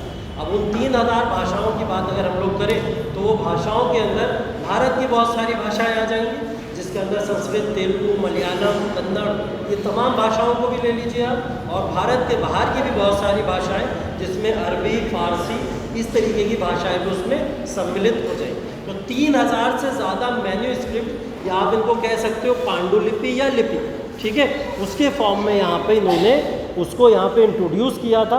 तो इस यूनिवर्सिटी के अंदर 3000 से ज़्यादा पांडुलिपियों के अंदर शिक्षाएँ लोगों को दी जाती थी। ठीक है, तो इसकी यूनिवर्सिटी की वजह से ये काफ़ी फेमस हुआ। तो शिक्षा में योगदान इसका बहुत था। शिक्षा में योगदान के बाद में चौथा,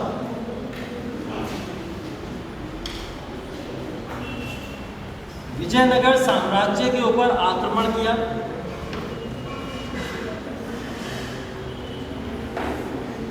विजयनगर साम्राज्य के ऊपर आक्रमण करने के लिए जाना जाता है, और विजयनगर साम्राज्य के ऊपर आक्रमण करके आंध्र प्रदेश का बहुत सारा पार्ट, ठीक है, आंध्र प्रदेश का बहुत सारा पार्ट इन्होंने क्या करा था, अपनी कैप्चरिंग पावर के अंदर ले लिया था। ठीक है, तो महमूद गवाह सिर्फ और सिर्फ मंत्री ही नहीं था, राजा की जगह युद्ध लड़ने भी जाया करता था। ठीक है, इस बात से क्या पता लगता है, राजा की जगह महमूद गवाह युद्ध करने भी जाता था। विजयनगर साम्राज्य पे अटैक करके आंध्र प्रदेश का जो हैदराबाद का जो पोर्शन है ज़्यादा से ज़्यादा उधर का जो था, उसको इन्होंने अपने साम्राज्य में मिला दिया। ठीक है, तो महमूद गवाह इसलिए भी जाना जाता है साम्राज्य विस्तार के लिए। आगे महमूद गवाह अपनी रचनाओं के लिए भी जाना जाता है। ऐसा नहीं है सिर्फ वॉर फील्ड के अंदर ये सिर्फ और सिर्फ कुशल था, सिर्फ लड़ाइयाँ या युद्ध करना आते थे, सिर्फ शिक्षा का विस्तार करता था, ऐसा नहीं था। ठीक है, ऐसा भी था कि ये अपनी रचनाएं भी करा करता था। इसकी रचनाओं में इसने कुछ ग्रंथ भी लिखे हैं और कुछ किताबें भी लिखी हैं। ठीक है, तो ग्रंथ और किताबें भी इसने कुछ लिखी हैं, उनके नाम भी नोट कर लीजिएगा, इम्पोर्टेंट नाम है।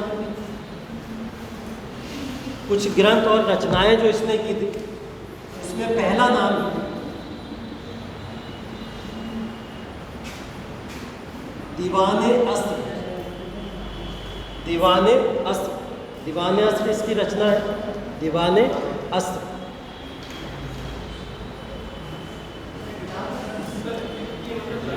किताब है। दीवान का मतलब एक राज, पूरा का पूरा वो होता था, जितना राजशाही का इलाका होता है जिसके अंदर राजा बैठ के डिसीजन लिया करता है, उसको दीवान बोल दिया करते थे। ठीक है, कौन सा जो आप सोच रहे हैं वो वाला दीवान नहीं है। अरे अरुण, कहाँ हो तुम? है अभी सो के नहीं उठ पाया तुमने? दीवाने अस्त्र, ये इनकी क्या थी, एक रचना थी, किताब। ठीक, इसके बाद में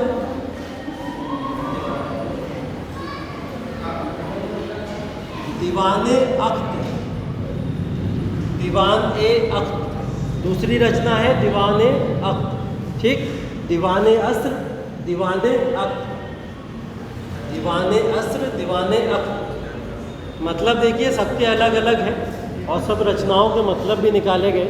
ठीक है, कौन सी रचना के अंदर इन्होंने क्या लिखा है, किस चीज़ की व्याख्या की है, सारी की सारी व्याख्याएं भी हैं यहाँ पे लिखी हुई है। ठीक है, तो यहाँ पे जो है व्याख्याओं के ऊपर नहीं जाना है कि कौन सी रचनाओं में क्या लिखा था। मेन चीज़ है प्रीलिम्स में आपसे यहाँ पे रचना पूछता है कि महमूद गवाह की कौन कौन सी रचना है, और मिलान करने को आ जाता है। ठीक है, तो मिलान करने को क्वेश्चन ऐसे बहुत आते हैं। ठीक, तीसरी लिखिएगा यहाँ पे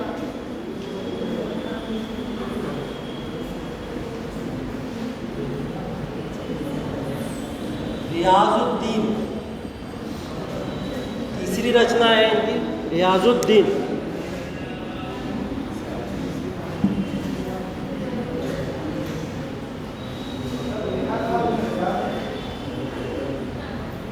हाँ, रियाज रियाज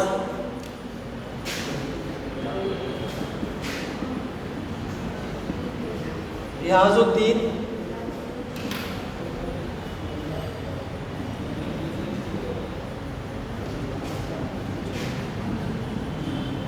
एक रचना है रियाजुल इंशा।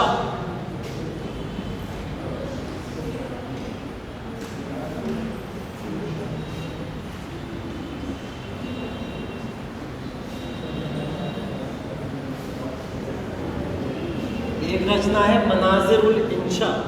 ठीक है, ये सब रचनाएं हैं इनकी, इन रचनाओं को याद रखिएगा। दीवान अस्र, दीवान अख्त, रियाजुद्दीन, रियाजुल इंशा, मनाजिरुल इंशा। ठीक है, ये तमाम रचनाएं हैं, इन रचनाओं को याद रखिए।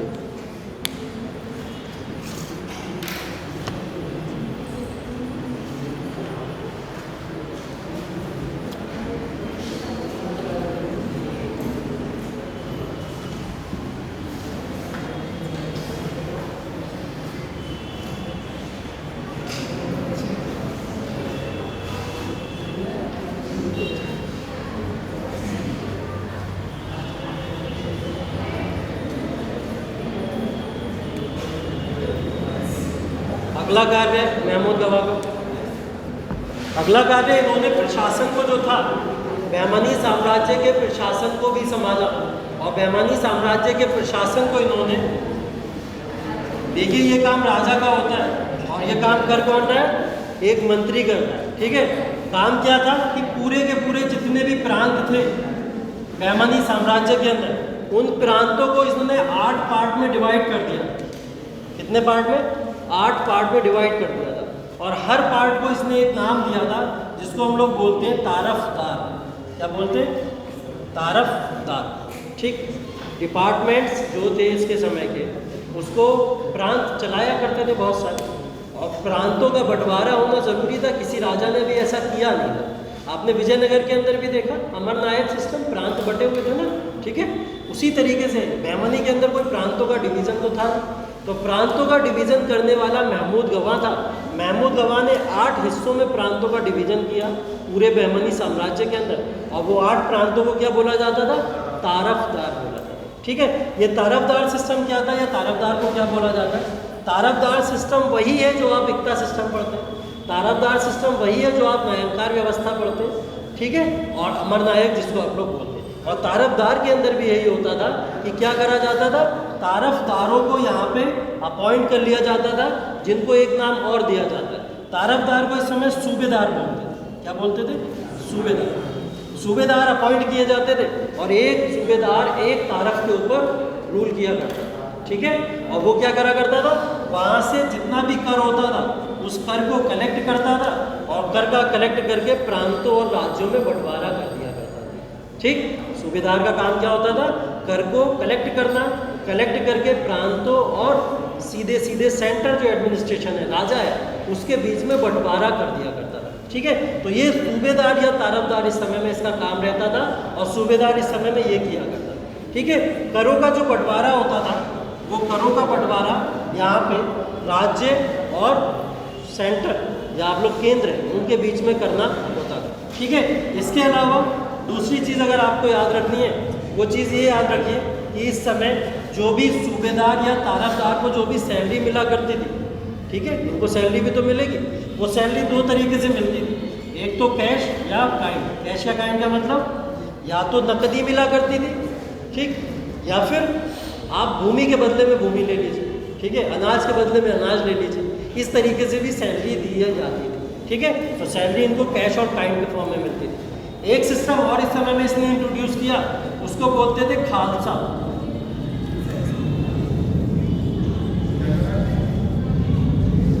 खालसा भूमि। ठीक, एक सिस्टम और इंट्रोड्यूस किया इसने बहमानी साम्राज्य में, जिसको बोलते थे खालसा भूमि। खालसा भूमि क्या होती? ये तो आपने दिल्ली सल्तनत में भी पढ़ा। खालसा भूमि क्या होती है? सरकारी भूमि, गुड। सरकारी भूमि को खालसा भूमि कहा जाता है। मतलब वो भूमि जो भूमि सूबेदार या तारफदार के पास में नहीं रहेगी, ऐसी भूमि सारी की सारी किसके पास चली जाएगी? सीधे राजा के पास में, और राजा का उसके ऊपर अधिकार होगा। और जिस भूमि पे भी राजा का अधिकार होता था वो भूमि क्या कहलाती थी? खालसा भूमि कहलाती थी। तो राजा के एकाधिकार वाली भूमि को क्या बोला जाता था? खालसा भूमि बोला जाता था। तो राजा के अधिकार के अंदर जो भूमि आती थी उस भूमि को खालसा भूमि कहते हुए इसने खालसा भूमि का भी बंटवारा कर दिया। ठीक है, तो प्रांतों की भूमि को तारफदार बोला जाता था, तारफदार सिस्टम बोला जाता था, और राजा की भूमि को खालसा सिस्टम बोला जाता था। ठीक है, तो खालसा सिस्टम और तारफदार सिस्टम, इन दोनों को याद रखिएगा। इसके अलावा महमूद गवाह ने जो प्रशासन किया, उस प्रशासन की वजह से बहुत तेज़ी से इस पूरे साम्राज्य के अंदर हम लोग कहते हैं प्रॉस्पेरिटी आने लगी। प्रॉस्पेरिटी का मतलब ये साम्राज्य विजयनगर साम्राज्य की तरह वही अमीर होने लगा था, रिच होने लगा। ठीक है, लेकिन एक समय ऐसा आया, ये समय है 1481 का। 1481 का वो समय आया जब इसके समय के जितने भी नोबल्स थे और मंत्री, ठीक है, ये भी एक नोबल था और दूसरे भी नोबल्स होंगे, तो सारे के सारे नोबल्स इससे घृणा करने लगे। ठीक है, इससे जलने लगे कि इतना बड़ा शासक पूरा का पूरा अपना सत्ता ही छोड़े हुए है किसके हाथों में? महमूद गवाह के हाथों में। तो सारे लोगों ने मिलकर क्या समझाया? राजा के पास में गए और राजा से बोले कि महमूद गवाह आपके राज्य को अपने हाथों में लेने की प्लानिंग कर रहा है। ठीक है, और जब ये बात शासक को पता लगी तो शासक ने बिना किसी इंक्वायरी के, ना ही तो कोई इंक्वायरी करी और ना ही कुछ किसी भी तरीके का कोई डिपार्टमेंट ऐसा बनाया कि महमूद गवाह का वहाँ पे एटलीस्ट चेक कर सके कि सही है गलत। जैसे आज के समय में तो ईडी है, सीडीआई है, वो सीआईडी है। ठीक है, इस तरीके के तमाम डिपार्टमेंट्स हैं जो चेक कर लेते हैं ना एक बार कि सही है या गलत। इस समय में भी डिपार्टमेंट होते हैं, खुफिया डिपार्टमेंट होते हैं, लेकिन इसने उन डिपार्टमेंट से कुछ भी चेक नहीं करवाया और इसको मृत्युदंड की सज़ा दी थी। तो कैपिटल पनिशमेंट या मृत्युदंड उस समय 1481 के अंदर किसको दे दी गई? महमूद गवाह। किसने दे दी? शमसुद्दीन मोहम्मद शाह थर्ड ने। वही राजा जिस राजा के साम्राज्य को इसने इतना विस्तारित किया था, उसी ने क्या करा? इसको 1481 में फांसी की सज़ा सुना दी और 1481 में महमूद गवाह यहाँ पे मारा गया। ठीक, महमूद गवाह मारा गया। जितने भी नोबल्स थे वो नोबल्स राजा को समझाने में सफल तो रहे कि राजा की बात को मान लिया गया और राजा ने उनकी बात भी मान ली, लेकिन इन्होंने क्या करा? आगे चल के राजा को भी गद्दी से हटा दिया। मैंने डेट लिखी थी ना 1482 तक। मोहम्मद शाह कब तक रहा है? 1482 तक। अगले ही साल इन लोगों ने प्लानिंग करके राजा को भी मरवा दिया। ठीक है, तो यहाँ से सत्ता पूरी की पूरी समाप्त हो जाती है। बहमनी साम्राज्य का अंतिम इम्पॉर्टेंट शासक जो था मोहम्मद शाह तृतीय, वो यहाँ से मारा जाता है। ठीक है, तो मोहम्मद शाह तृतीय के समय में ये साम्राज्य लगभग ख़त्म हो गया था, लेकिन उसके बाद में थोड़ा सा आगे चलते हैं, हम लोग बात करते हैं 1484 की। ये समय आ जाता है 1484 का। 82 के अंदर ये शासक ख़त्म हो गए। 82 में ख़त्म होने के बाद ही सबको पता लग गया अब ये पूरे बहमनी साम्राज्य के अंदर कि ये सत्ता बहुत कमज़ोर हो चुकी है और बहमनी साम्राज्य अब आगे चल नहीं पाएगा। ठीक है, तो यहाँ से क्या हुआ? स्वतंत्र राज्य जगह जगह से निकलना शुरू हो जाएंगे। तो यहाँ पे सबसे पहले अनाउंस कर दिया बरार ने। बरार ने अनाउंस कर दिया 1484 में कि हम अपने आप को स्वतंत्र करना चाहते हैं। अभी देखिएगा, बस याद रखिएगा, अनाउंसमेंट हुआ है, अलग नहीं किया। ठीक है, अनाउंसमेंट हुआ।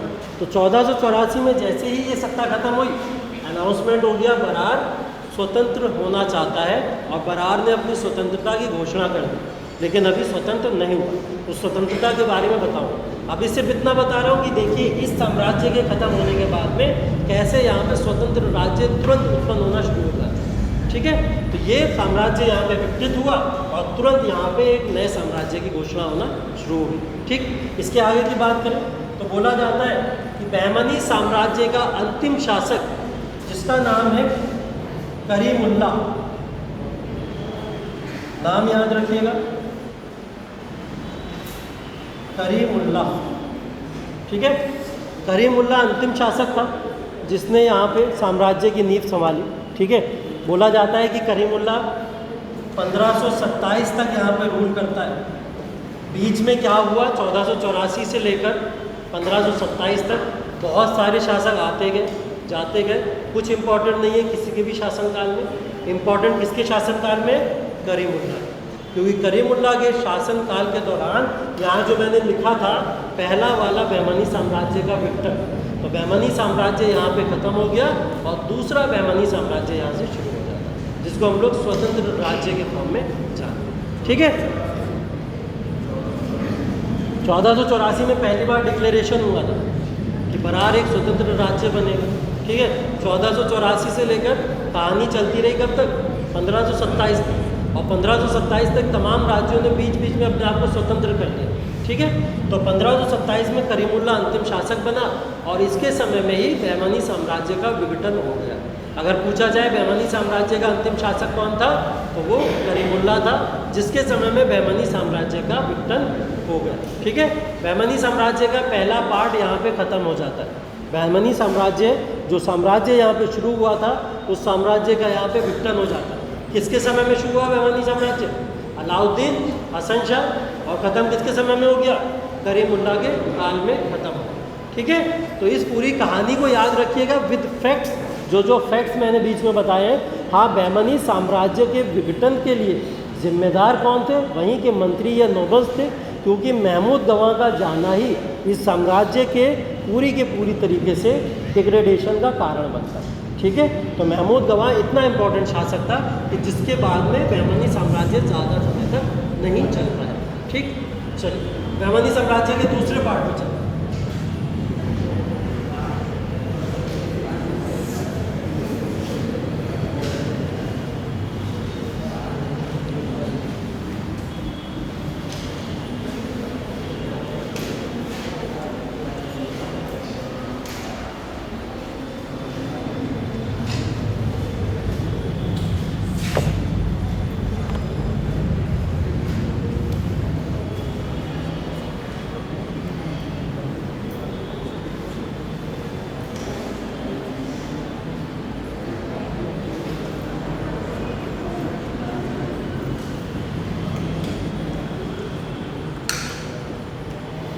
अगला पार्ट है इसका बहमनी साम्राज्य एवं स्वतंत्र राज्य। ठीक है, जो इंडिपेंडेंट राज्य हुए, जो इंडिपेंडेंट स्टेट्स हुए उस समय, इनकी बात हम लोग यहाँ पे करने वाले हैं। अब ये काल शुरू होगा 1528 से लेकर और ये चलेगा 1687। ठीक है, दूसरा पार्ट बहमनी साम्राज्य का 1528 से शुरू होगा और कहाँ तक जाएगा? 1687 तक। अब इस साम्राज्य के अंदर आप बहमनी साम्राज्य का विघटन देखेंगे। ठीक है, डिवीज़न देखेंगे कि जैसे मुग़ल साम्राज्य विकसित हो गया था, हमने देखा था मुग़ल साम्राज्य के अंदर बहुत सारे राज्य स्वतंत्र हो गए। जैसे हैदराबाद अलग चला गया, मैसूर अलग चला गया, अवध अलग चला गया। ठीक है, इसी तरीके से यहाँ पे भी बहमनी साम्राज्य के अंदर बहुत सारे राज्य स्वतंत्र हो जाएंगे, जिन राज्यों के कुछ नाम जो आप लोगों ने सुने होंगे, जैसे इमाद शाही, निज़ाम शाही, ठीक है, बरीद शाही, ये सब क्या है? वो डायनेस्टी है जिन डायनेस्टी का यहाँ पे विघटन होना शुरू हो गया। ठीक है, चलिए एक एक करके बात कर लेते हैं हम लोग।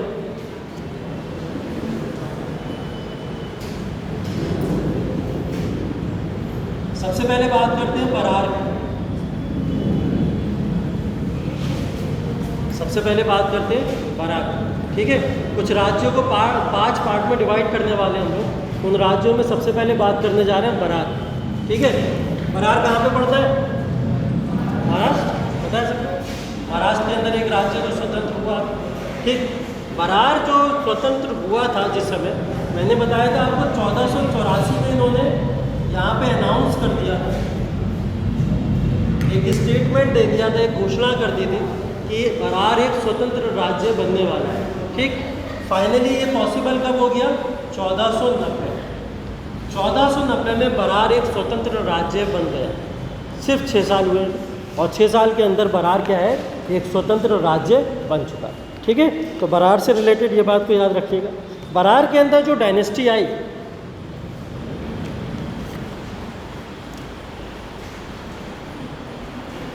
बरार के अंदर जो डायनेस्टी आई, इस डायनेस्टी का नाम ज़रूर याद रखिएगा, क्योंकि अब मैच करने को आता है, मैच द फॉलोइंग में आता है कि बरार के अंदर कौन सा वंश था, ठीक है, बीदर के अंदर कौन सा वंश था, ठीक, अहमदनगर के अंदर कौन सा वंश था। तो इस तरीके से वंश आते हैं लिखने को, ठीक है। तो इसका नाम ज़रूर याद रखिएगा। बरार के अंदर आई थी इमाद शाही डायनेस्टी।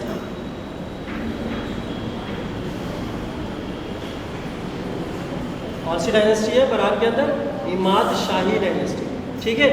1490 से ये वंश शुरू हुआ और 1490 से लेकर 1574 तक ये वंश रहा, ठीक। इमाद शाही वंश कब से कब तक रहा है? 1490 से शुरू हुआ, 1574 में ख़त्म हो गया। इमाद शाही वंश कहाँ पे था? बरार के अंदर, जो महाराष्ट्र के अंदर पड़ता है। इमाद शाही वंश की स्थापना करने वाले शासक का नाम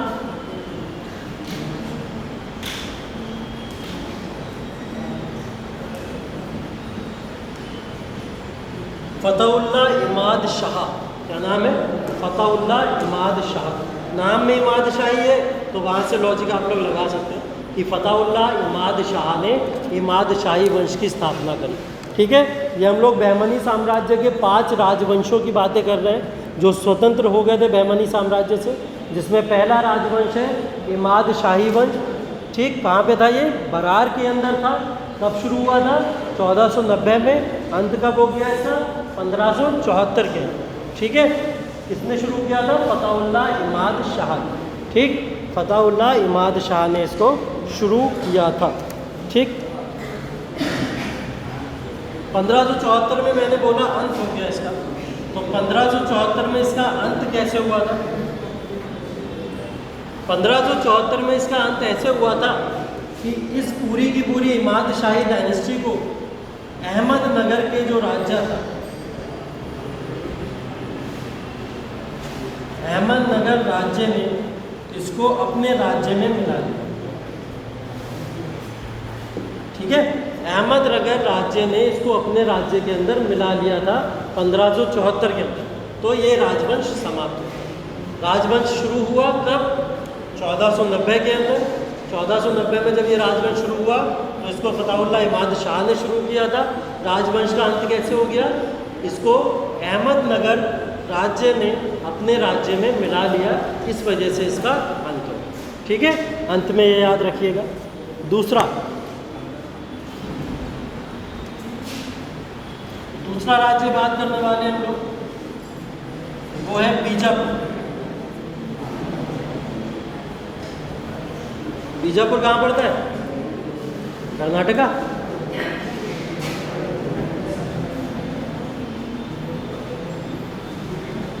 फिर 1490 बीजापुर साम्राज्य, दूसरा साम्राज्य जिसने अपने आप को इन राज्य से अलग किया था, ठीक है। बीजापुर का जब यहाँ पे स्टार्ट हुआ तो अगेन फिर बरार के जस्ट बाद में बीजापुर शुरू हो गया, ठीक है।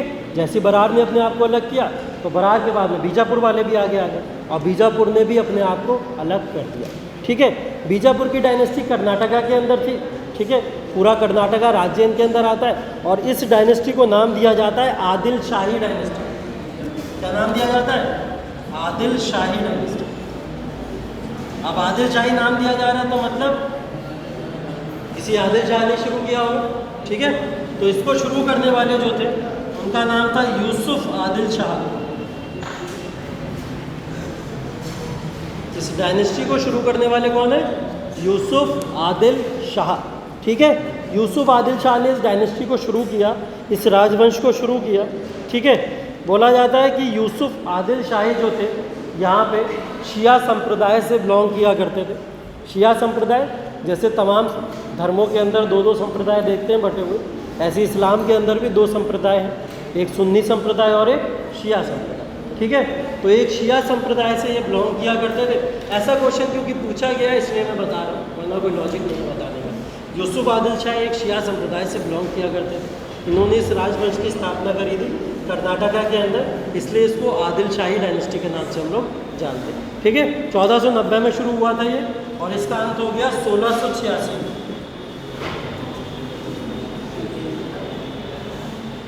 इसका अंत हो गया 1686 में।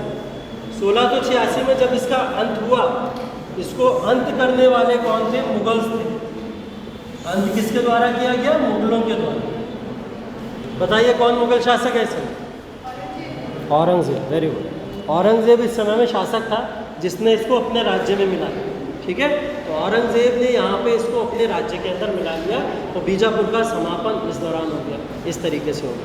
ठीक है, बीजापुर से रिलेटेड कुछ चीज़ें, जैसे हम लोग बात कर रहे थे एक दक्कनी उर्दू की जो बात कर रहे थे अभी पीछे, हम लोग दक्कनी उर्दू को संरक्षण दिया था किसने? बताओ, अभी पड़ गया है? भूल गए? कौन सा राजा था? शहाबुद्दीन, जिसको वली बोला जा रहा था ना, अभी बोला था मैंने, वली के नाम से जाना जाता था जो शासक। ठीक है, जो संत भी था, शहाबुद्दीन तो नाम है उसका। शहाबुद्दीन के समय में अहमद वली या शहाबुद्दीन, उसके शासनकाल के दौरान उर्दू को यहाँ पे संरक्षण दिया गया। तो बीजापुर के अंदर आदिल शाही डायनेस्टी में यूसुफ आदिल शाह के समय में दक्कनी उर्दू को फिर से संरक्षण दिया गया। ठीक है, यहाँ पे दक्कनी उर्दू को फिर से संरक्षण किसके काल में दिया गया? आदिल शाही डायनेस्टी या यूसुफ आदिल शाह के दौरान यहाँ पे फिर से दक्कनी उर्दू को संरक्षण दिया जा रहा है। इस बात को ज़रूर याद रखिएगा। ठीक है, इसके दौरान एक शासक आया था, बीजापुर का ही शासक है वो, जिसका नाम है इब्राहिम शाह। क्या नाम है? इब्राहिम शाह। इब्राहिम शाह के ही समय के दौरान एक राइटर है फरिश्ता, नाम सुना है आप लोगों ने? सबने नाम सुना होगा, फरिश्ता। फरिश्ता एक राइटर है, जो फरिश्ता मुगलों के दौरान राइटर रहा करते थे। उन्होंने इस समय में तारीख़ फरिश्ता लिखी थी, लिख लीजिए इस बार। बीजापुर का एक शासक है इब्राहिम शाह। इब्राहिम शाह के दौरान यहाँ पर फरिश्ता आया। फरिश्ता एक राइटर है और उसने यहाँ पर तारीख़ फरिश्ता की एक किताब लिखी थी। और तारीख़ फरिश्ता के अंदर जो ये स्वतंत्र राज्य हुए ना तमाम, इन स्वतंत्र राज्यों का वर्णन दिया गया। ठीक है, कभी क्वेश्चन आए अगर आपसे पूछे कि वो स्वतंत्र राज्य का वर्णन कौन सी किताब के अंदर है, तो वो फरिश्ता की तारीख़ फरिश्ता के अंदर है, जिसके अंदर इन 5 स्वतंत्र राज्यों का वर्णन दिया जा रहा है। ठीक है, इब्राहिम शाह के दौरान आया था ये। यूसुफ आदिल शाह के बाद शासक बने थे इब्राहिम शाह, और इब्राहिम शाह के दौरान एक राइटर आया जिसका नाम था फरिश्ता, और फरिश्ता ने एक किताब लिखी थी जिसका नाम था तारीख़ फरिश्ता। ठीक है, और तारीख़ फरिश्ता में वर्णन किसका है? तमाम जितने भी राज्य स्वतंत्र हुए हैं उन स्वतंत्र राज्यों का यहाँ पे वर्णन दिया गया। ठीक है, तो तारीख़ फरिश्ता के अंदर इस बात को याद रखिए।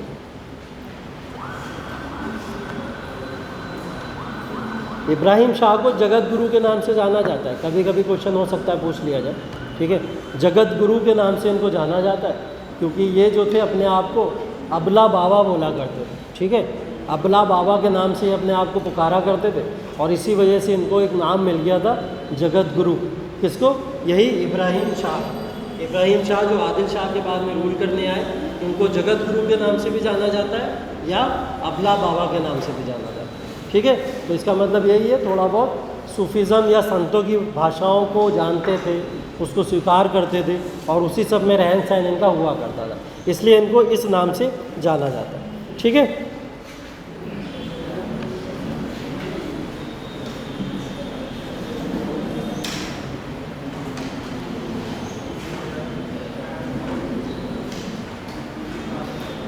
तीसरा देखिए, तीसरा राज्य जो स्वतंत्र हुआ था उसका नाम था अहमदनगर।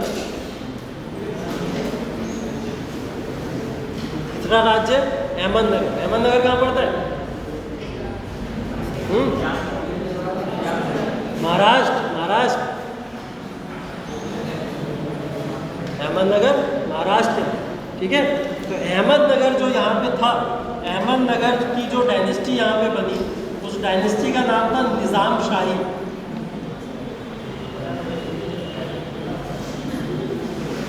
निज़ाम शाही डायनेस्टी। निज़ाम शाही डायनेस्टी को शुरू करने वाले पर्सन का नाम था मलिक अहमद, या मलिक अहमद को एक और नाम से जाना जाता है अहमद निज़ाम शाह।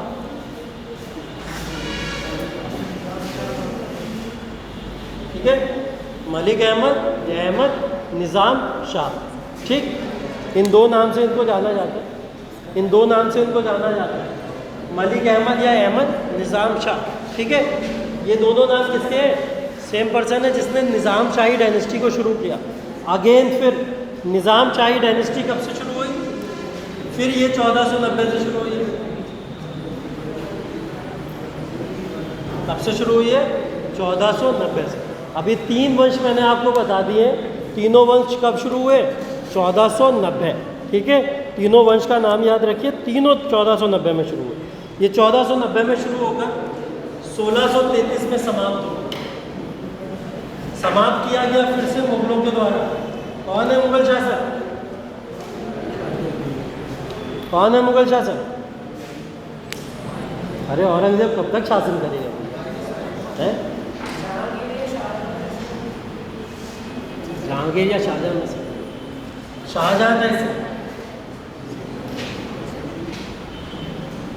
मुगल शासक शाहजहां ने निज़ाम शाही डायनेस्टी को अपनी डायनेस्टी में मिला लिया। ठीक है, और निज़ाम शाही डायनेस्टी में कौन सी डायनेस्टी मिली थी? अभी पहली डायनेस्टी कौन सी बताई थी? बरार बताई थी ना मैंने। तो बरार अहमदनगर में मिल गई थी ना, जाके बताया था 1574 में। तो ये निज़ाम शाही में ही जाके मिल गई थी। तो बरार वैसे ख़त्म हो गया था। दूसरा हम लोग ने बात की थी बीजापुर। बीजापुर को मुगलों ने ख़त्म कर दिया, औरंगजेब। तीसरा कौन सा हो गया? निज़ाम शाही। निज़ाम शाही को भी मुगलों ने ख़त्म कर दिया। किसने? शाहजहां। ठीक है, तो 3 शासक अलग अलग, तीनों ने इसको यहाँ पे समाप्त किया था। निज़ाम शाही डायनेस्टी के दौरान देखिए, क्योंकि अहमदनगर की बात हो रही है यहाँ पे, अहमदनगर के अंदर निज़ाम शाह की अगर हम लोग बात करें तो यहाँ पे एक शासक आया था हुसैन निज़ाम शाह। ठीक है, एक शासक आया था हुसैन निज़ाम शाह। मैंने आपको एक चीज़ बताई थी जब मैं आपको पढ़ा रहा था विजयनगर एम्पायर, तो वहाँ पे आपने तालीकोटा का युद्ध पढ़ा था। तो तालीकोटा का युद्ध कब हुआ था? 1565। ठीक है, तो 1565 से पहले एक घटना हुई। हाँ, कौन सा वाला? हाँ, राक्षसी तांगड़ी जिसको बोलते हैं। निज़ाम शाही डायनेस्टी का एक शासक है जिसकी बात कर रहे हैं हम लोग, नाम है हुसैन निज़ाम शाह।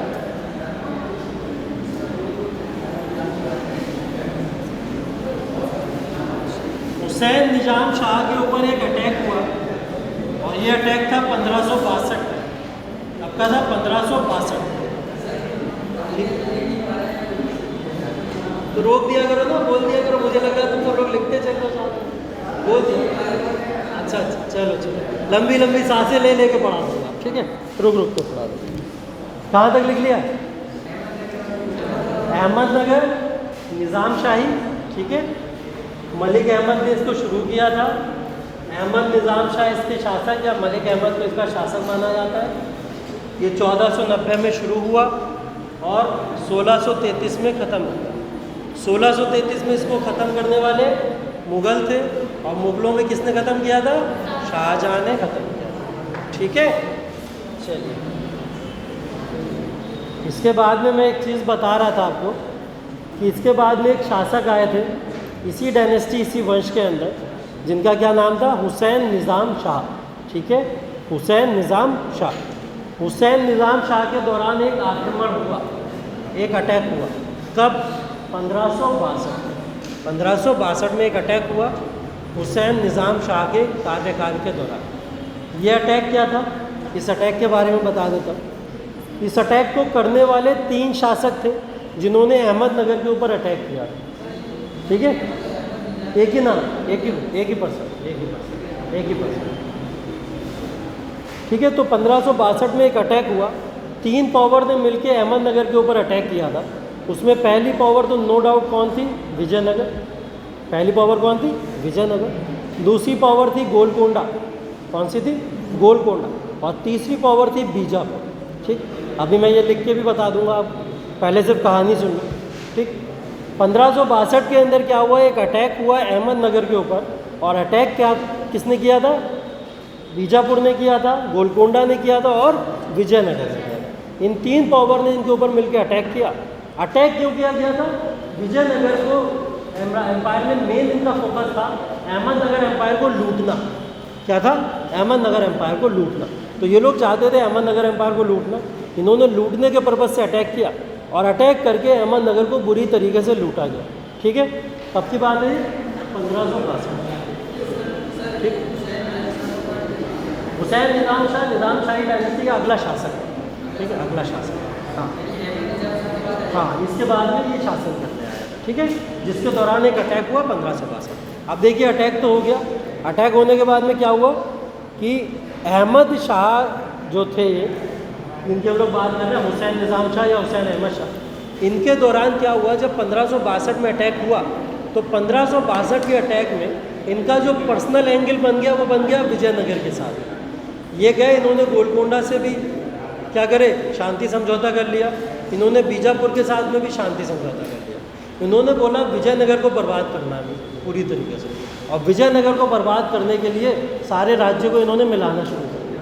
तो जो 1565 का आपको राक्षसी तांगड़ी दिखता है वो किसकी वजह से दिखता है, इनकी वजह से दिखता है। ये नाराज़ क्यों थे, 1562 में इनके ऊपर जो अटैक हुआ उससे नाराज़ थे, तो इन्होंने विजयनगर के ऊपर यहाँ से अटैक किया। और विजयनगर में हत्या किसकी हुई थी, विजयनगर में 1565 में इस युद्ध में किसकी हत्या की गई थी, राम राय की। वेरी गुड, राम राय की हत्या की गई थी। राम राय की हत्या करने वाले किसने हत्या की थी, ठीक है। तो इसने हत्या करते हुए बोला भी था कि अब भगवान मुझे माफ़ करे ना करे, लेकिन मैंने अपना बदला ले लिया, ठीक है। तो ये बात इन्होंने बोली। तो लिखिए इसको ज़रा, अटैक हुआ 1562 में, 3 पावर ने मिलकर अटैक किया। पहली विजयनगर, दूसरी गोलकोंडा और तीसरी बीजापुर।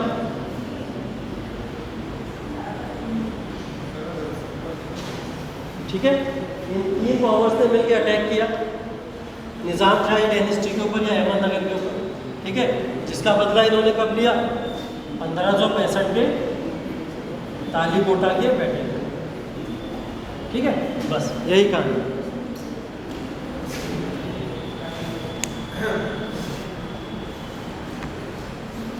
क्या बोलो बोलो,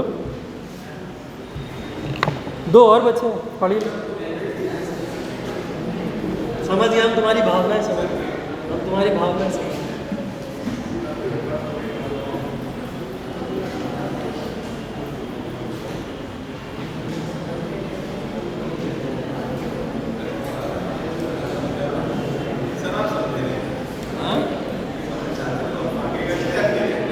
समझदार है ना हम, कल वहाँ बैठे, मतलब कल जो गुजरा हुआ है ना वहाँ पे हम भी बैठे, तो हमें पता है। हाँ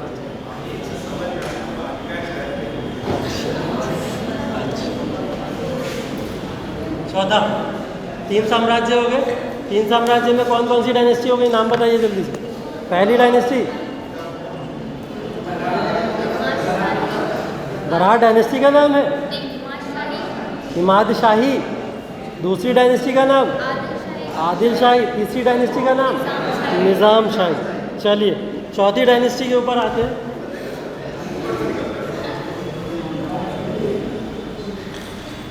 अब राज्य है गोलकोंडा, ठीक है, जिसकी बात हम लोग कर रहे थे।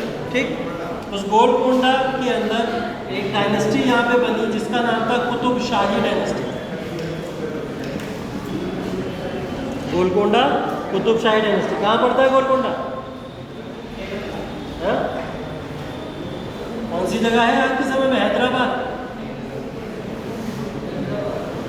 हैदराबाद, ठीक है, यही गोलकोंडा थी पहले, ठीक है। तो हैदराबाद को बोला जाता था ये हीरो की खान होती थी, हीरो की खान होती थी, हीरा बहुत मिलता था यहाँ पर, ठीक है।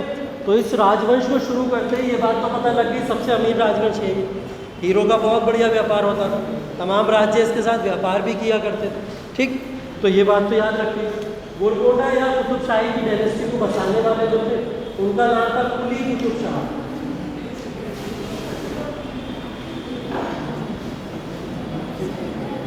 कुली कुतुब शाह, ठीक है। कुली कुतुब शाह ने यहाँ पे 3 काम किए थे, तीनों को याद रखना है आपको, इम्पॉर्टेंट है, आता है एग्जाम में, ठीक है। 3 काम किए हैं कुली कुतुब शाह ने, तीनों याद रखने हैं, तीनों एग्जाम में आते हैं।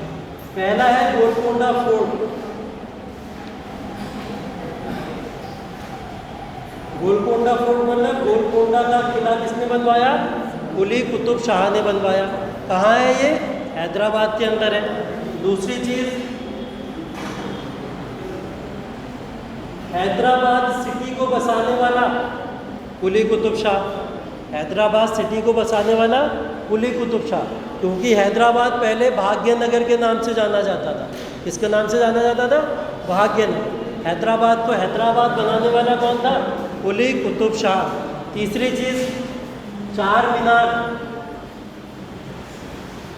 चार मीनार का भी कंस्ट्रक्शन किसने किया? कुली कुतुब शाह ने। ये नाम याद रखिएगा, काम भी याद रखिएगा, तीनों की डेट भी याद रखिएगा। 1591, ठीक है, 1591 के अंदर तीनों का कंस्ट्रक्शन हुआ।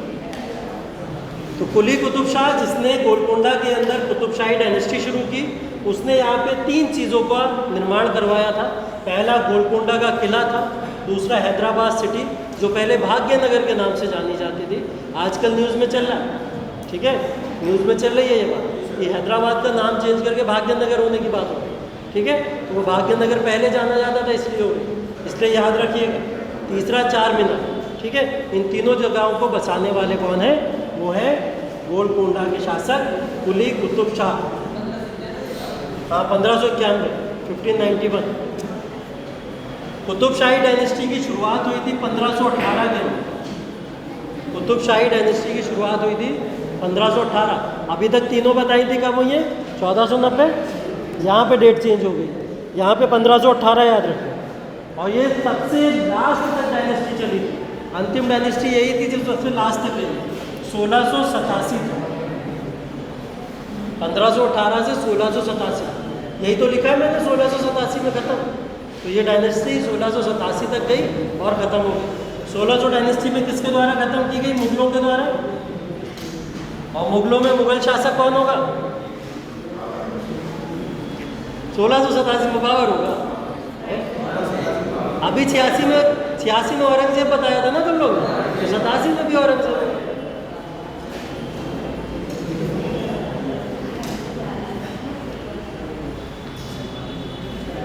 औरंगजेब, ठीक है।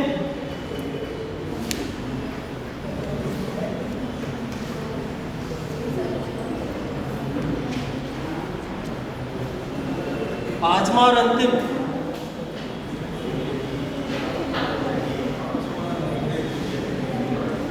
बीदर। बीदर कहाँ पड़ता है? बीदर बरार है, बीदर कर्नाटका के अंदर, इधर कर्नाटका के, ठीक है। यहाँ पे जिस डायनेस्टी का शुरू किया गया था उसका नाम था बारिद शाही डायनेस्टी, बारिद शाही राजवंश, ठीक है। अंतिम राजवंश कौन सा है? बारिद शाही राजवंश। ये अंतिम इसलिए क्योंकि इसकी शुरुआत 1528 में हुई थी, सबसे लास्ट में इसी की शुरुआत हुई थी 1528 के अंदर, ठीक है। तो इसको बारिद शाही क्यों कहा जा रहा है? क्योंकि इसको शुरू करने वाले पर्सन का नाम है अली बारिद। क्या नाम है? अली बारिद। अली बारिद ने इस राजवंश को शुरू किया था, इसलिए इसको बारिद शाही राजवंश के नाम से जाना जाता है।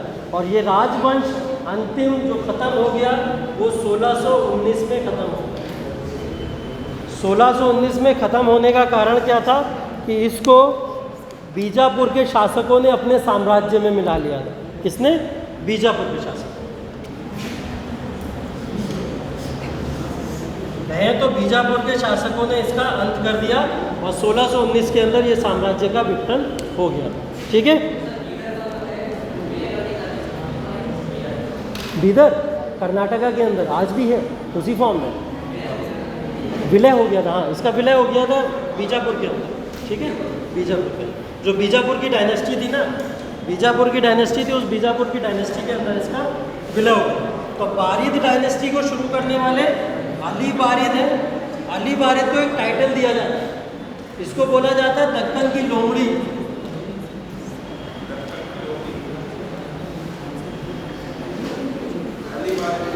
अली बारिद को एक टाइटल दिया जाता है दक्कन की लोमड़ी का। दक्कन की लोमड़ी क्योंकि चालाक बहुत था, ठीक है, चालाकी की वजह से इसको दक्कन की लोमड़ी बोला जाता है। ये आपके 5 राजवंश थे, पांचों राजवंश यहाँ समाप्त हो जाते हैं। नोट कर लीजिए इसको जल्दी से। कॉल आ रही है?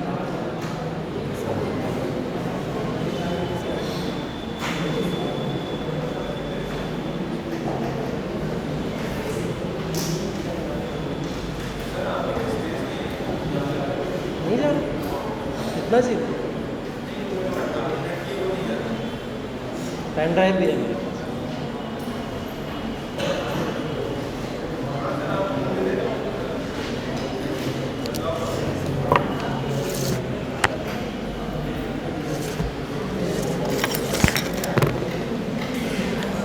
ये बेहमानी साम्राज्य पूरा हो गया आपका। इसमें बस इसका प्रशासन बचा हुआ है। प्रशासन नेक्स्ट क्लास में कर लेंगे इसका।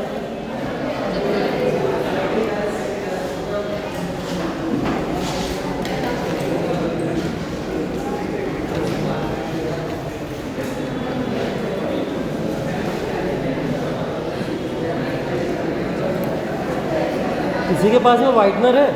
वाइटनर है?